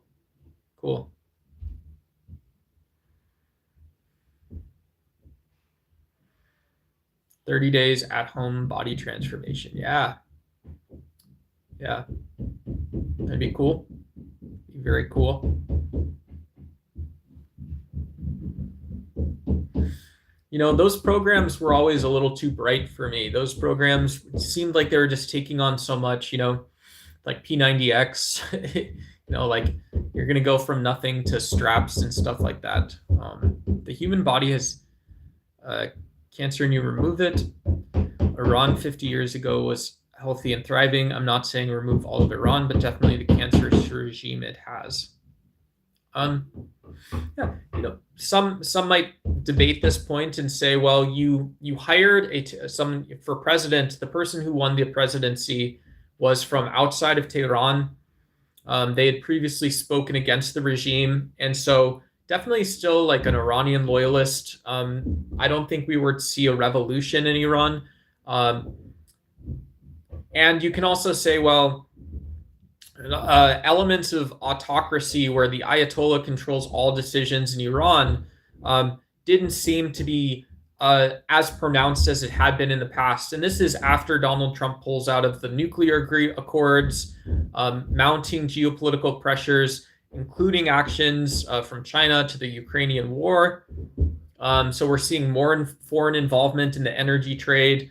We're seeing a lot of these forces, but we're seeing that some of the power should be diffract amongst people. Again, a government for, by, or of the people in some extent. Every state has this. So I would dispute the relevance of saying that we have to rid ourselves of the Iranian regime, not because the Iranian regime is good, but because there were good things that appeared to have been happening in Iran prior to Donald Trump's decision to engage in a very expensive war.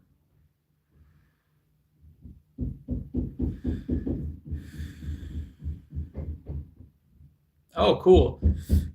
Yeah, that's good. I go to the gym I used to go to the gym a lot. I used to do the programming, 2-hour workouts, stuff like that. I've seen the light, and I try to, if I go to the gym a few times a week for 20 or 30 minutes, I'm usually pretty happy with it. So congratulations.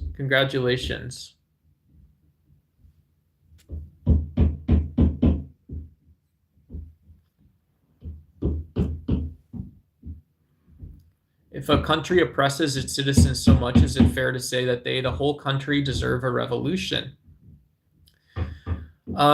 Yeah, it depends who you ask. So for Locke, the condition of legitimacy is that law is based on natural law. For Hobbes, it's bodily movement and safety from unjust harm from the government. And for Rousseau, it's the general will. So in almost all liberal theories, yeah, there is a case where a country oppressing citizens would constitute an illegitimate government, and therefore something like a revolution would be just, or you would just expect it. You know, the expecting it versus normative thinking like justice. I think normative thinking is something we do in a society partially for competitive reasons, but partially because it's how humans are hardwired.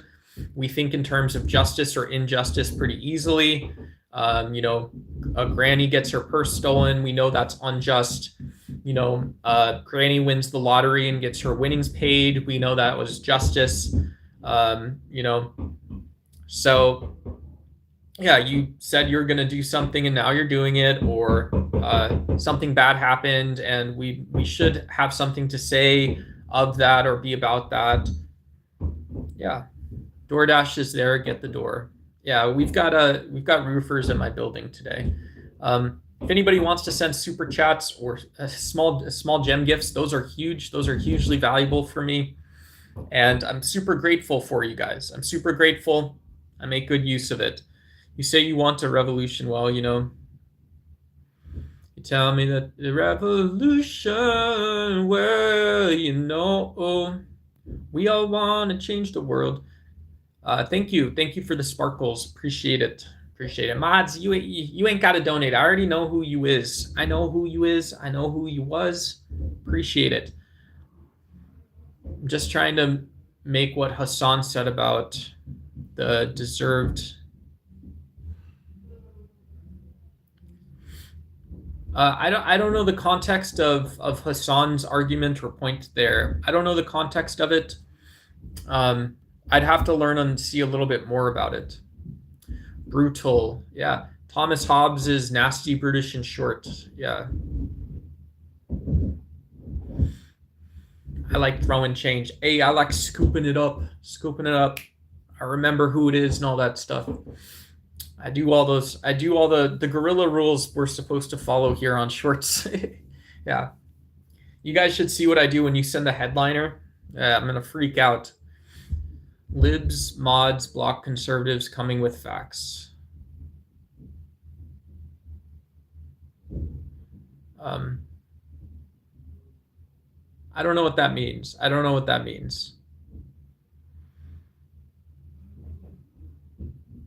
Yeah, we don't have a Discord launched up, right? I'm gonna hold out on Discord until we can start an all women matriarchal channel, and I can just sit here and be quiet sometimes, and the other times I'll talk and I'll build the pot. Then we can have a Discord. Yeah, we'll have an invite only Discord. Yeah, Underboss can get invited as long as that talk has to stay away, right? I'll be the Ayatollah.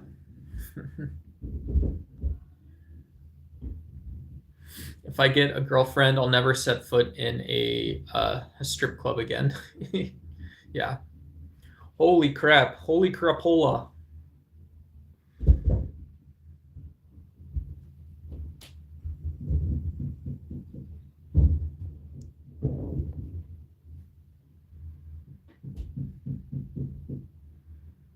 Yeah, there we go.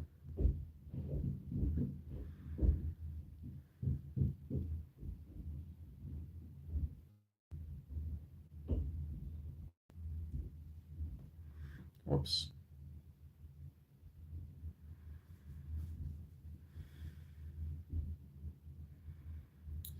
No clue.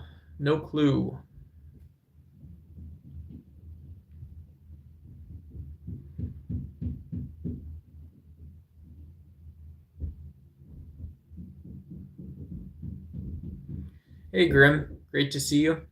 Hopefully you're having a good day. I'm like a fox. Yeah. Scrappy. Hey, what's going on, bruh? Good to see you. Epictetus, that's pretty cool. Yeah, Epictetus was a great one. Epictetus and Epicurus are both great philosophers. Epictetus was a slave who wrote about Stoicism.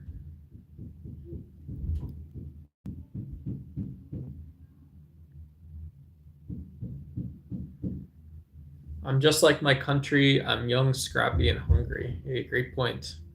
Yeah, hola, what's going on? Hola, hola. Hola, hola, hola. Hey, CC, what up? Hello, hello. Shout out to you. We got CC in the chat.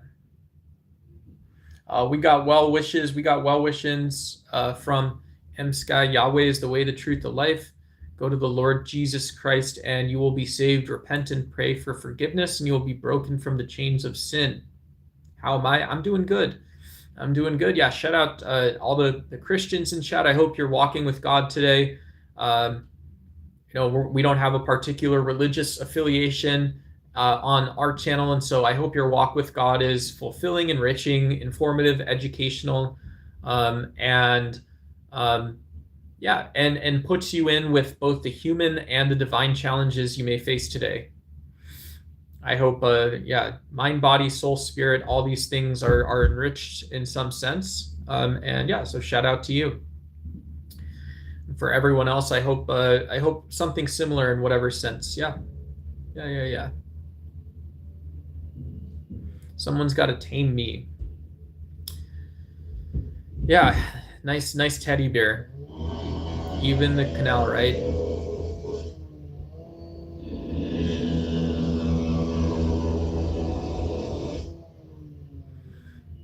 Yeah, some people have talked on the channel about how we're beings of energy, we're energetic beings. So cool. Yeah, I trust that.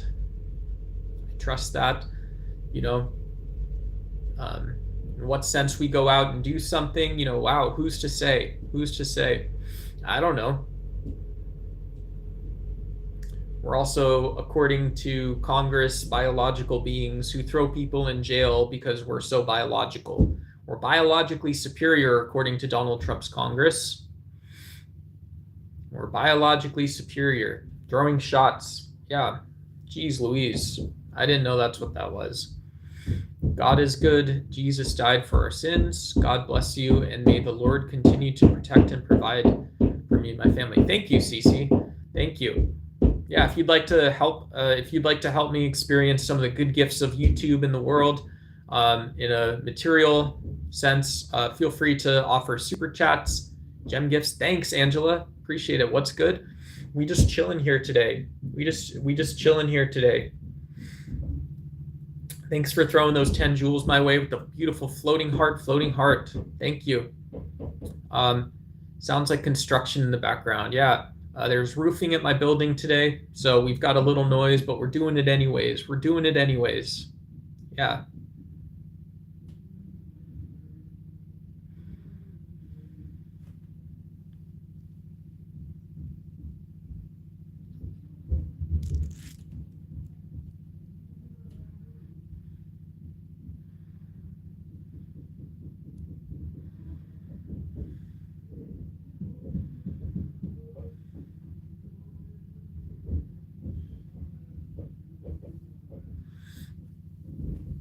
Oh man. I think I'm just gonna sit on live like this. We'll sit with bright eyes, bright dullish eyes, coffee eyes. Hey, my name is Duck Coffee Eyes. I'm Duck Coffee Blue Eyes, and here I am. Yeah, I ain't complaining. I'm saying what I'm gonna do. Hey, this is how we're gonna do it from now on. Shout out to you. So you've thrown out a comment with no context. Yeah, I do that all the time. Yeah. I tend to be a little against organized religion. It seems like organized religion comes down with edicts and mandates about what goodness needs to be like, and thinking about norms and nihilism coexisting together. Two huge, massive ideas. How we settled on those. Organized religion sure comes with everything is nihilistic except what we say is normative, and then when it comes to norms existing, they say, well, no, you're just nihilistic about all this other stuff that you can base a belief on something. I don't know.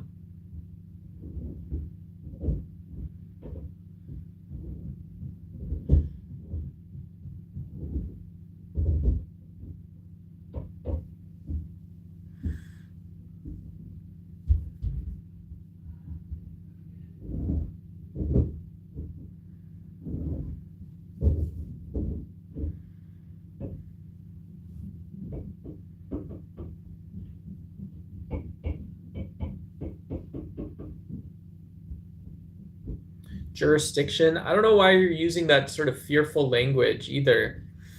Jurisdiction is such a thing that just doesn't come up that often. I guess it does for some people, but yeah, I guess we should show gratitude to people that think in those terms, but yeah, it's a scary thing. Maybe I'm too fragile today. I'm too fragile. There's fragility involved. It's a good concept. Dogmatic rigidity hems it in. It's beautiful under God's law. That's all, says Jules Luds.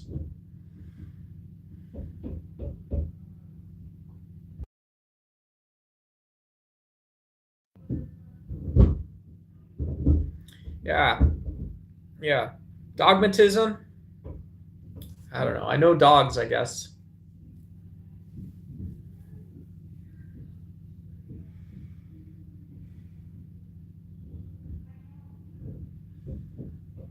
Hey, what up?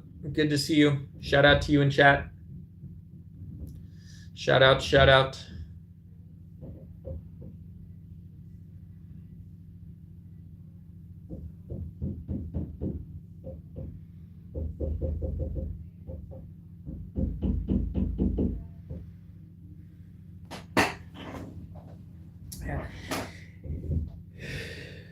Ow. Ow, ow, ow, ow, ow. Ow, ow, ow, ow, ow. Ow. Ow, ow, ow. Ow. Ow. Send a red super chat. No. Ow.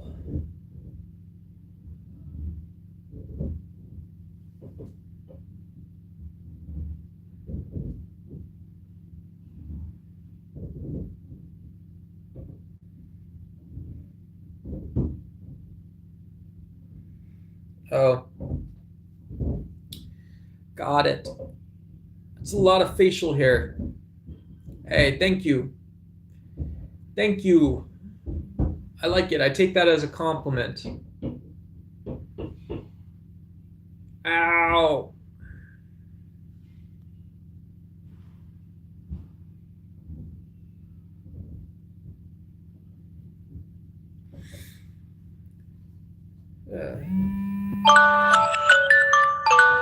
I think that one of the problems is I think order.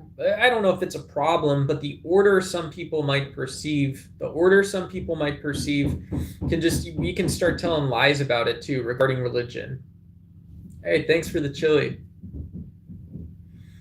Yeah, you can start telling lie to people about why we need dogmatic rigidity, why the rules and laws and things people prescribe themselves to exist in a world that has to be some way.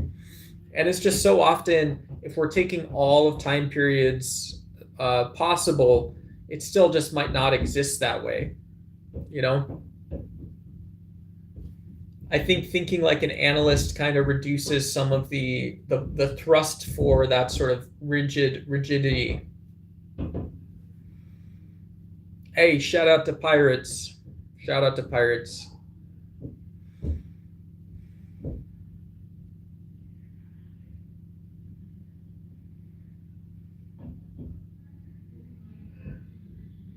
Space has formed a cosmic chainmail. Well, make it nice.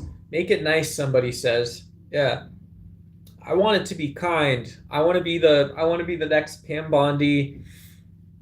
I want to be Christian Chenoweth. I want to be the next famous person that just wants the space loops and cosmic all to be nice. Make it nice, please. Let's support each other.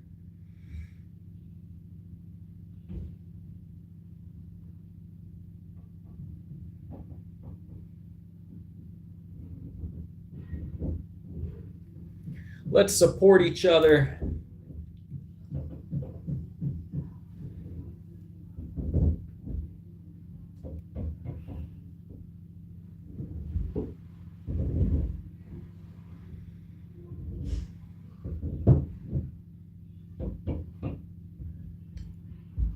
Yeah, it's not the best. Not the best, not the worst, I guess. Yeah.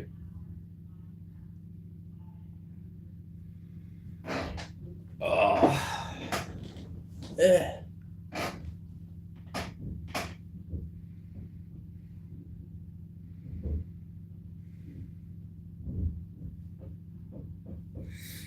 All right.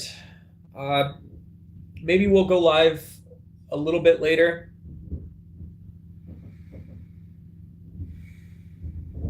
Maybe we'll go live again a little bit later. Thanks so much for everybody who supported the stream. Yeah. I'll have breakfast, so I'm allowed to go on YouTube and make up more stuff. And yeah, great to see everybody. My name is Duck Nathan, and good to see you.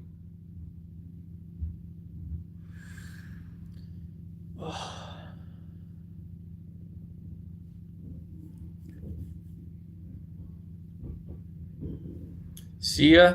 To me, it's a formula for an ordered life. Dogma puts up walls or separation. Or should I not end this stream? I should just sit up. There's the better answer. There's the better answer. Yeah, you guys are allowed to do anything here. Everybody's allowed to be here as you are, how you are, stuff like that. And yeah, I should be embodying and representing just kind of, a place where you guys can speak your mind.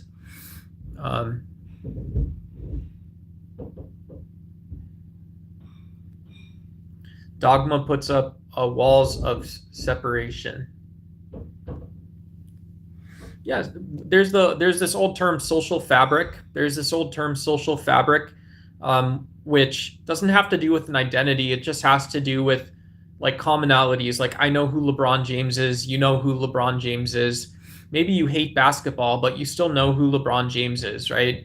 And so somebody who knows who LeBron James is, doesn't rob banks, these types of things, these are all like very classic traditional ideas. These are traditional ideas to sort of force your kind of not force compliance, the opposite in some sense. The opposite in some sense, it forms logical alignments, relational alignments. So yeah. I got that deer in the headlights look. Help me out. It's a super nice day. Enjoy the sunshine in a quieter place. Yeah. I'm in Arizona, so if I go up to a park, it's going to be 115, 120 degrees outside. So I'll probably just stay in. Who knows? Maybe I'll go heat up a frozen burrito or something like this.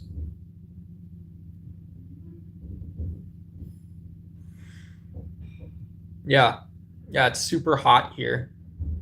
Super hot.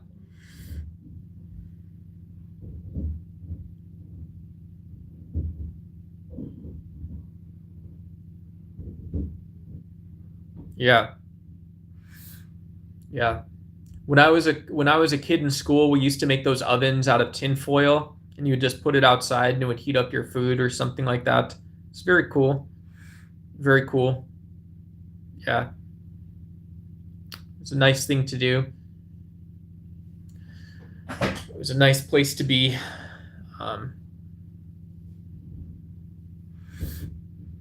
Yeah.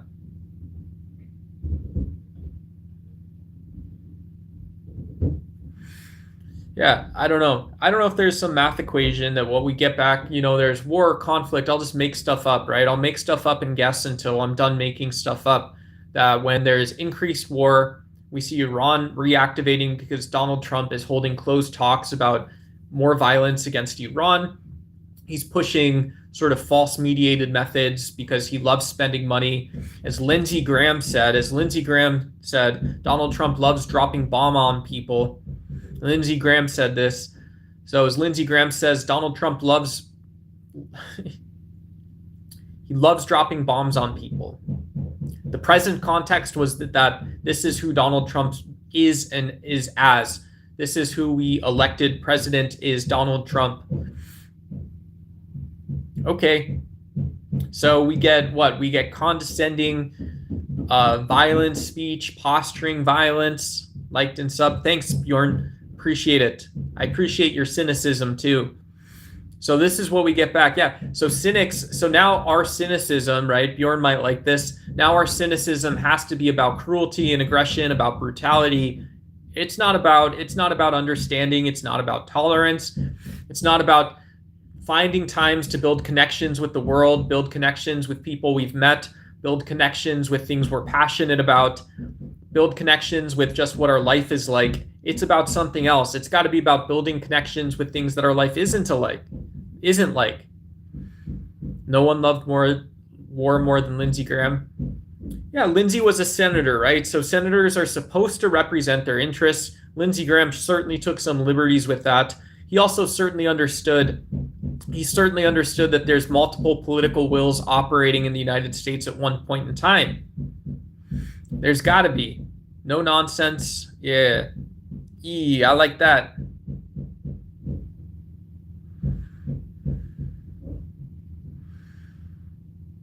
Movie theaters, because we got AC everywhere. We've got air conditioning everywhere in the United States. Yeah, it's wild. It's absolutely wild. 6-7. Hey. There we go. Let's go, baby. Let's go. Heck yeah. Our Loki. Man, I wish we had a god of peace, not a god of war. God of peace or something like this. As an Aussie, I know who LeBron is. Hey, cool. Yeah, shout out to you. Shout out. Australians I've met are usually pretty chill and laid back folks, but I know there's a lot. Yeah, I like your shirt though. Hey, thank you. I appreciate you liking my shirt too. Very grateful for the shirt. That's actually the only thing I'm not happy about with Trump. I didn't want another forever war.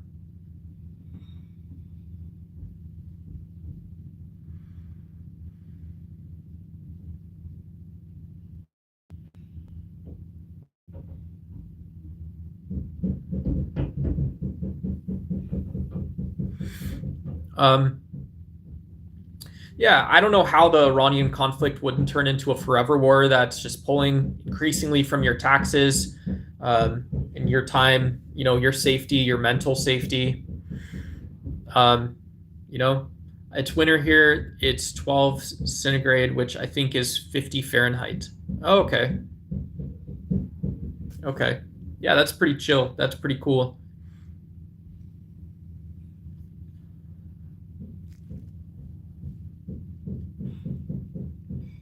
Yeah. Throwing shots, man.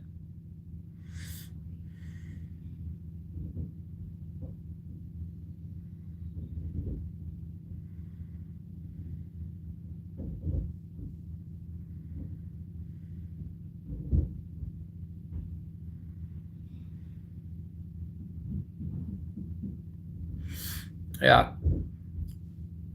Whatever story we want to believe today, this is the crazy part when you have unhinged leadership, in my opinion, when you have leadership that doesn't know how to lead and loses a grip on a situation. You can make up a new complicated story every day.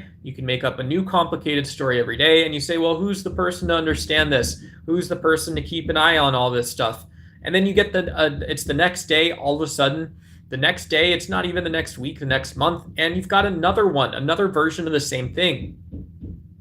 What is this live short about? We're a politics channel, but I'm happy to talk Big Boss, happy to talk politics, philosophy, religion, just hang out, chill stuff, whatever it is. Man, we had some folks who wanted to be a part of the action going on in the Iranian war earlier, didn't really want to put up for it or pay for it. They just wanted to throw shots toward me, toward some other members of the chat. So I'm down to just hang out. I got my fill of octagon action. I got my MMA action in for the day. I'm tired, man. I'm lazy. Yeah, I want to be tired, sick, and lazy, guys. Let me be that way.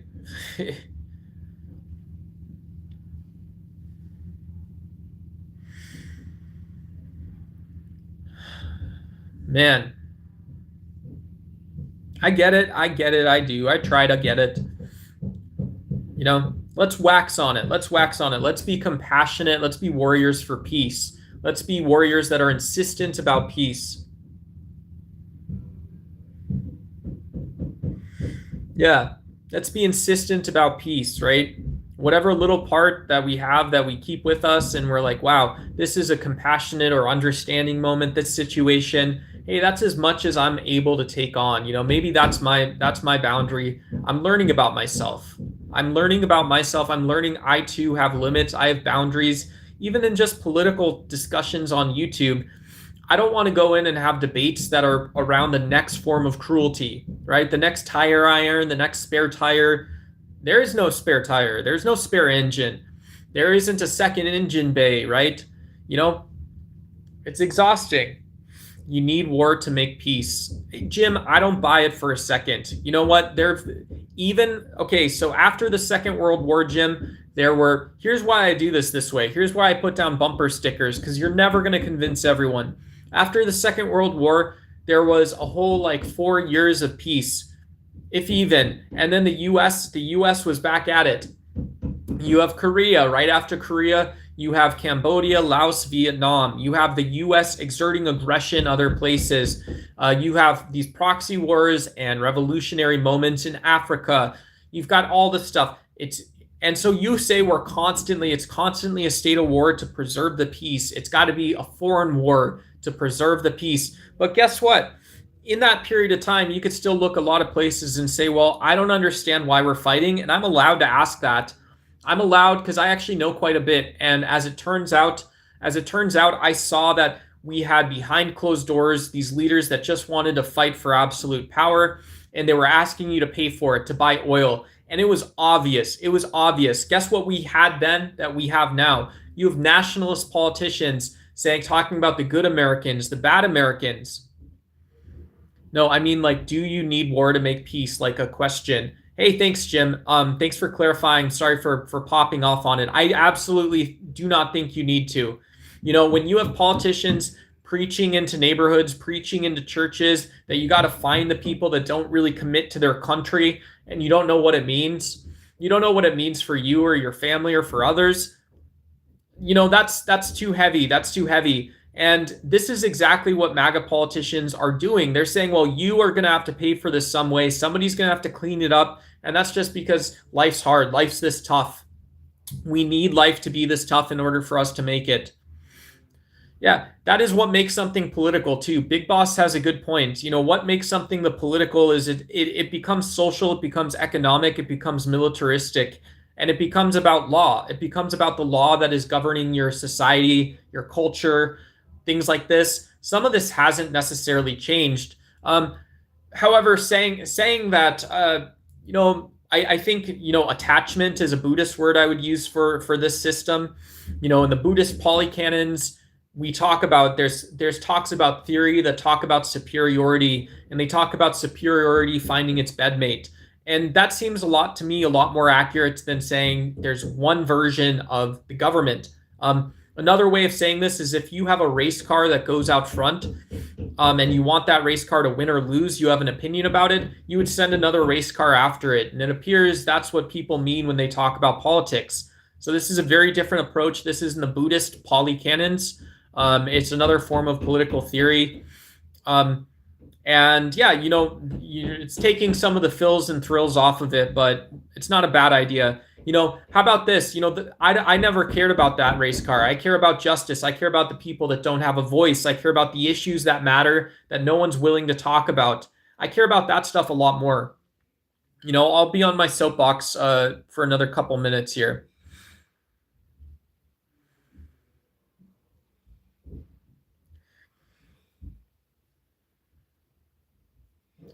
Yeah, globalization is another sort of interesting curiosity. Throwing globalization into the mix. The forces of globalization have been studied intensely since the 50s, 60s, 70s. So it's not a new topic. We can look at many areas where you have either systems of government or social or political pressures coming in. Accessibility or lack of access. System, sort of structural systems of government, all kinds of stuff. So yeah, cool topic. Yeah, amazing topic. Have I ever served? Are you a veteran? Do you realize that you have no military power? You have no leverage? You're a target. If not for the weapons, people could come in here and end you. Okay. Yeah. Cool.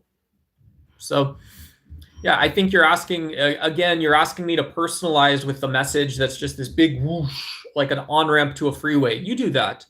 Do what you just said, Dr. Cakeman. I don't want you to do that, right? Why wouldn't I want you to do that? Because I don't know you, and that's a really cruel and mean thing to wish for somebody. What are we talking about? We're talking about somebody wanting me to write every military handbook in a comment. Right? Oh, it's such, I'm such a victim here. We'll show you what a real victim is what this guy's saying. This guy must have done something wrong, right? This guy must have done something wrong that he'd come in here and say stuff like that. I have to defend myself. Oh, I have to look like a crazy person that's not capable or willing to rewrite every military handbook because you want me to, right? Oh, there we go. Let's ask again. Let's ask again. Let's ask again. This guy is not, he wasn't in the military, so he's got to do it for the first time. Congratulations. Thank you, Dr. Cakeman. Thank you. I appreciate it. Yeah, you want to see what that actually looks like? You want to see what it looks like when you're not willing to do something that you ask somebody else to do? You're not willing to do that shit. You come in here and you tell me to do it. Yeah, you turn me into a veteran, right? Like my granddad. Yeah, there he is. There the guy goes. Looks insane. He looks insane. Hey, what's going on? What's going on? Yeah, let's give the guy PTSD. Let's give him trauma. There you go, Dr. Cakeman. You're enjoying this. You're having fun watching it on the other side. Let's give him trauma. Let's give him PTSD. Let's take his life away from him. How about that? You want more full body PTSD? Who is this guy, right? He must have done something wrong. This guy's got something wrong with him, he says. What's up, Lightmax FN? Yeah, it's something else, right? It's just YouTube. No, I can't come on YouTube and have a cup of coffee. I can't have a goddamn cup of coffee on Google servers. That's all I wanted to do. There you go. Hey, that's what that looks like. You were curious about it. You're curious about guys with spikes. Guys with spikes, right? Hey, let's use the jargon. Let's speak the language. Yeah, you know, it's about peaks and valleys and the guys with spikes. Hey, there he is. Hey, we got him, right? No, it's just what life is like. Yeah, I'm afraid to talk about pacifism. You want to make that more true? I'm afraid to talk about peace. Do you know why? They're going to tell you that you didn't earn it. You didn't pay for it, right? The guy that wakes up, right? One burrito. Yeah, here's what I was thinking about yesterday. One burrito is too much for a guy like me, right? I order one thing on Amazon. That's too much for a guy like me. Oh, man, the social cost, too much for the guy to pay for it. I got one small inkling to vote for Kamala Harris again. That's too much for a guy like me, right? Hey, you got to earn it, pal. I'm superior to you. You want to know how I'm superior? No identifiable ways. No ways, right? That's how I'm superior. How am I superior? Give me the information. I didn't ask for the movement. I didn't ask for the dance, right? That's what you want to see? You want to see the abused become the abuser. There you guys go. The abused become the abuser. That's going to fix it. That's not what pacifism or peace is about. This is nonsense. I'm sick of this, man.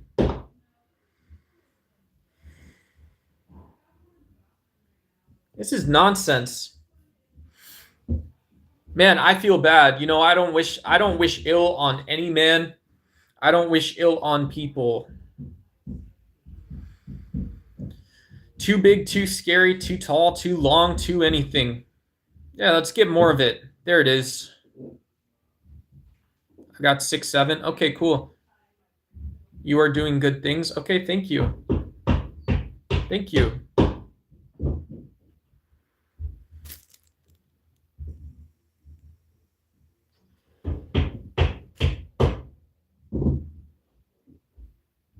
That's amazing. Yeah.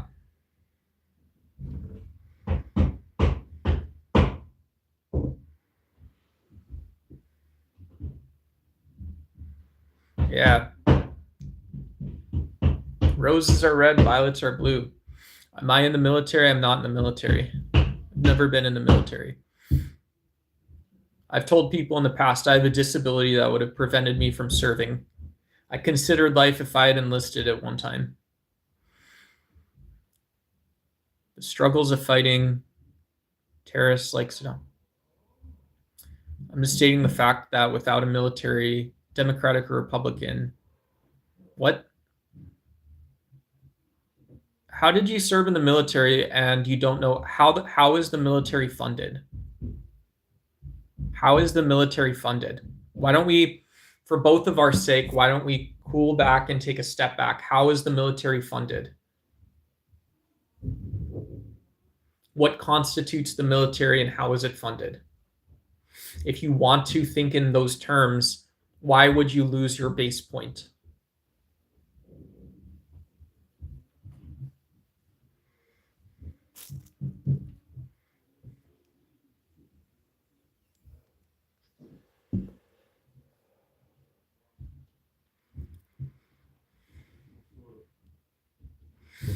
You know, one of the problems I think this is just my own opinion too. I'd love someone to sort of consider this briefly, and that's all I mean by it is briefly, is when we ask people in Donald Trump's version of the Department of War to consider things more quickly. And it's not about at this point then losing the base point. It's about that somebody has to feel the need to stand up for other people.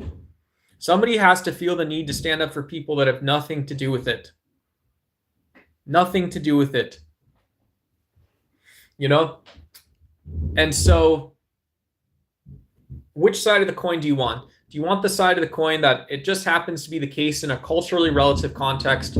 You were raised to be a person that signed up to learn how to work in a team unit in a military. That's what you did.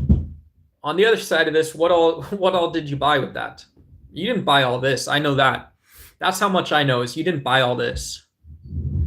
You didn't buy all this nonsense, guys. You know?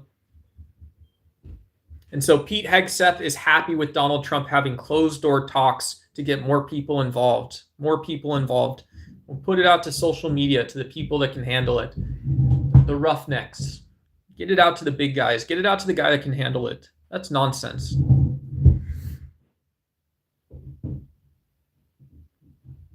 Hey, 6-7. We got 6-7 in chat. We're counting down to 6-7. Let's count down to 6-7. Your tax dollars.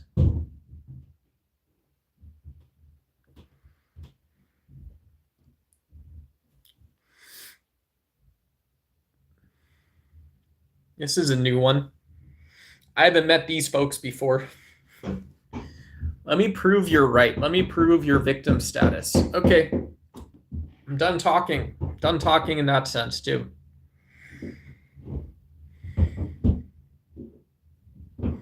I'm not going to do it again, they said. Hey, get your multicolor coat out, right? Get Joseph had the multicolor coat, guys. What is that? That's a little bit. That is exactly a little bit of what you think it is. People are savages, man. I'll tell you what.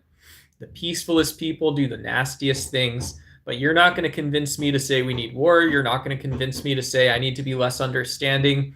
I need to be myself. I need to participate in the blood sport of what you say is reality and existence. I'm not going to stop. I'm not going to do any of that stuff. Why are people mixing being capable of being a bully? A lot of powerful countries are capable of making World War III, but deterrence is a thing. Yeah. Mutually assured destruction came up yesterday. And for people interested in this stuff, it is true that once you have a MAD game in place, usually you're not talking about nuclear weapons anymore. You should be talking about non-proliferation. You should be talking about how, well, the most fruitful threat is the lowest risk one, and the lowest risk one is the one that also exists outside of itself, can exist outside of itself. Period. Done. It's done, right?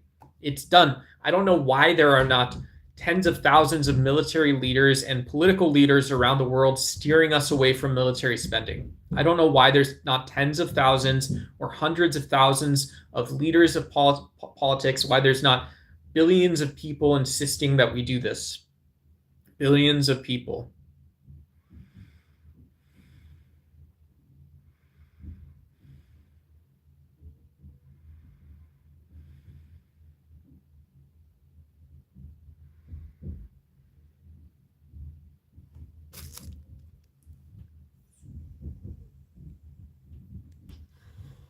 I can be a hero, baby. I can kiss away the sorrows. Can we stand like this forever? You can take my breath away.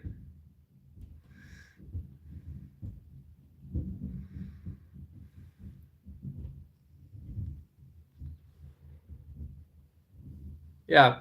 So, just weeks ago, here's an example. Just weeks ago, the U.S. Issued into service a new nuclear weapon, whatever the term is. And yeah, it's supposed to be a device that's more capable of striking sites like Pickaxe Mountain in Iran.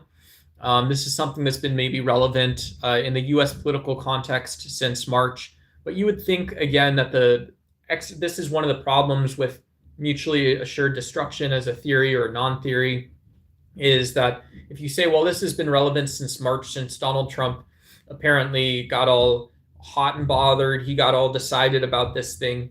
Well, then you say, well, okay, so if this is the thing that he was hot and bothered and it included the proliferation thing, this giant, very important part of our strategy, our military strategy, then you should have said, well, by and large, that's a defeater. That defeats the argument in the first place, right? We're not talking about the right thing. We can't be so right about everything. And yeah. Hey, Emil, great to see you. Yeah, I can try to give advice, and absolutely, yeah, we're allowed to speak freely, and people can share what they want and don't have to share what they don't want. Proliferation is like to increase, multiply, supply. Yeah. So non-proliferation is generally a drawdown. It's talking about a drawdown. Yeah. I wonder if we'd be this deep in Iran if our own eyes hadn't been so politicized.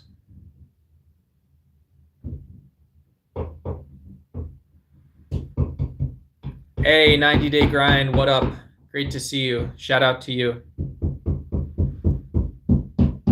Recommend a book for life change. Yeah, I think one of the best books people can read is Jean-Jacques Rousseau's Social Contract. He talks about a lot of truth. There's some history involved in it. And the main idea is about how we can think about what's possible in our lives and the lives of those we care about, in order to discuss a political structure, in order to discuss what is political. So I don't think of myself getting a college degree as having to come along with the possibility of war, right? I don't think of, in my own life, I don't think of learning to be a mechanic or a roofer as having to come along with then funding and tax paying a war, or seeing people I know, my coworkers, where they came from, stuff like this, having to go along with war. And you're allowed, right? For Jean-Jacques Rousseau, you're allowed to have that belief. There's people that don't want you to have, we've had people in this very chat who said you have to feel superior, you have to feel warlike, you have to feel nationalistic, nationalized in order to feel this way. So, okay. Please start coming. Gaslight me, please. Thank you. You're welcome back on the channel. It'll just be so. And so yeah, my egghead answer is read The Social Contract by Jean-Jacques Rousseau. The whole book is free online, and you can put it next to John Locke or Thomas Hobbes, and read read the first couple books of Thomas Hobbes's Leviathan. He doesn't even talk about government once. He talks about making observations in nature. He talks about how humans discover stuff, and it ends up, the sort of softer cotton candy point is it's all like God. It's mysterious at some point, but it's not all that mysterious. Some of the stuff we base decisions on. Yeah. Yeah, Social Contract is a really nice one. It's a great one. Harry Potter, right? Read Harry Potter. Harry Potter is a good book. What else? Democracy in America. The first sociology textbook. The nice thing, Jean-Jacques Rousseau, not Jean-Jacques Rousseau, Alexis de Tocqueville does this really well too. He talks about a national character. So when you're looking for something that breaks away, that discovers the sort of the peaks and valleys of the tippity top of what a nation is like. The national character talks about how we live, how we work, when we start working, how we get our education, and our political outlook. Jean-Jacques Rousseau talks about how we want peaceable trade, or Alexis de Tocqueville. The national character is that the U.S. generally in the 19th century isn't going to be horribly involved places without, just some trade and things like this. And that's it. I'm into tech sales, SDR. Hey, cool. That's awesome. Shout out to you. Yeah, I used to do that. That's cool. Y'all got any of them jobs? Y'all got them's jobs? Y'all got them's jobs. Let's get it. Yeah. Let's get it. That's cool. Cold call openers. Yeah. One of the things is giving people power, and I left the tech industry a long time ago, so I was a part of that. And I loved building. I considered myself a builder on the ground floor. I did SDR. I did customer success stuff.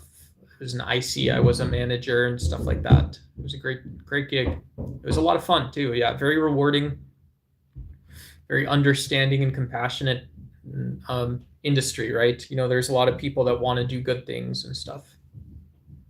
No clue. So it would it's not a war, in my opinion, because war would be a military against another military, not children.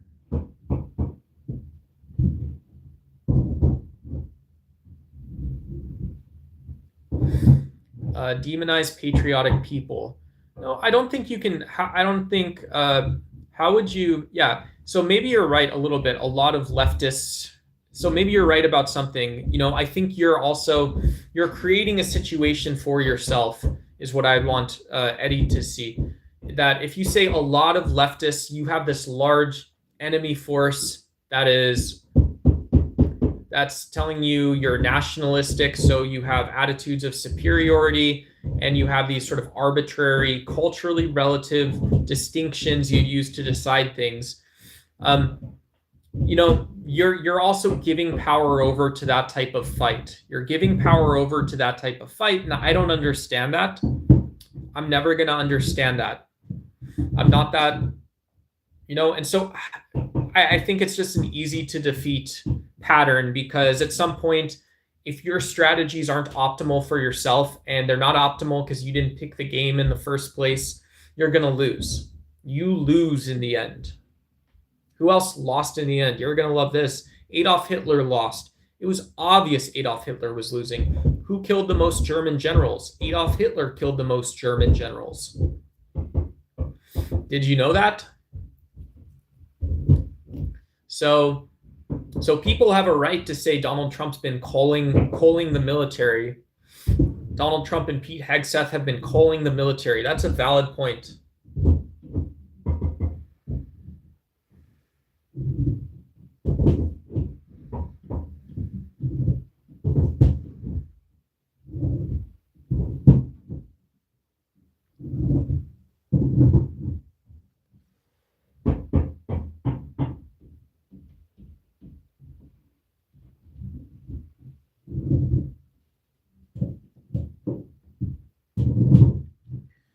Yeah, I don't mean to be a cold turkey here. I don't mean to encourage you guys to go cold turkey on any of this stuff, but one of the things you get from buying the hottest political theory of the day of multipolarity is a bunch of nonsense. You get justifications for dictators like you're talking about, Dr. Cakeman, but you also get on the geopolitical stage. The discussion is going to be about what's best for a population, for people, and for sovereignty. And so multipolarity in some sense grants sovereignty and it grants culture. It grants sovereignty and culture. I don't know why the US is playing that game necessarily if we don't need to. But to say that, well, there's a easy path to peaceful diplomacy, there's an easier path to equal sum games, there's a way for us to contribute even into this system while remaining patriotic Democrats, right? I don't feel the commander-in-chief's role in saying we're going to play the game bigger and better just to expedite this for everyone or something. What? I don't know what logic that makes. You don't want to do this forever. We don't want to do it forever. If everybody's looking for better, we're talking about a convention that we use. We're talking about a convention we use. We're not talking about reality. This is Fortnite. Oh, too fast, man. Yeah. Patriotism is like, I love my country so I can volunteer. Nationalism is like, I love my country and hate others. It's the same way with Stalin and Mao not wanting to challenge their authority. Hitler was the same kind of monster.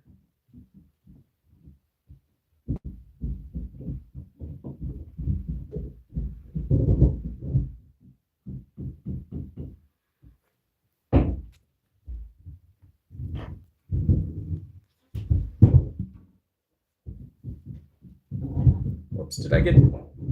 Whoops.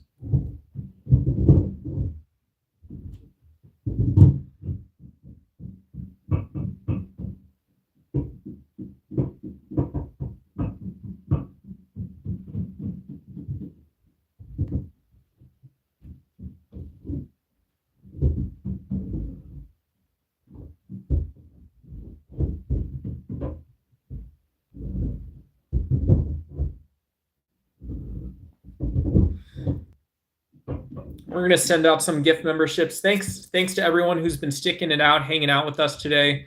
We're going to go ahead and send some of those gift memberships out to you guys. Shout out to you.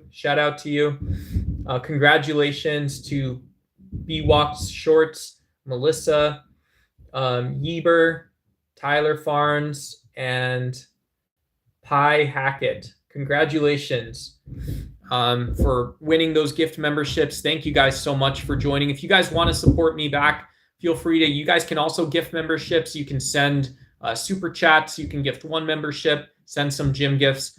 Yeah, we love the support here on the channel. I'm gonna go ahead and set a goal up too.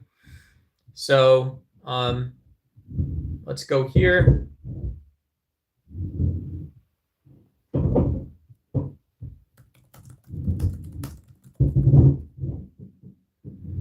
There we go. Yeah. Fauci journals. I still think it's strange. My own opinion is I think it's strange that Fauci as a bureaucrat, even a medical doctor as a bureaucrat, has had such a strange sort of pathway forward. So,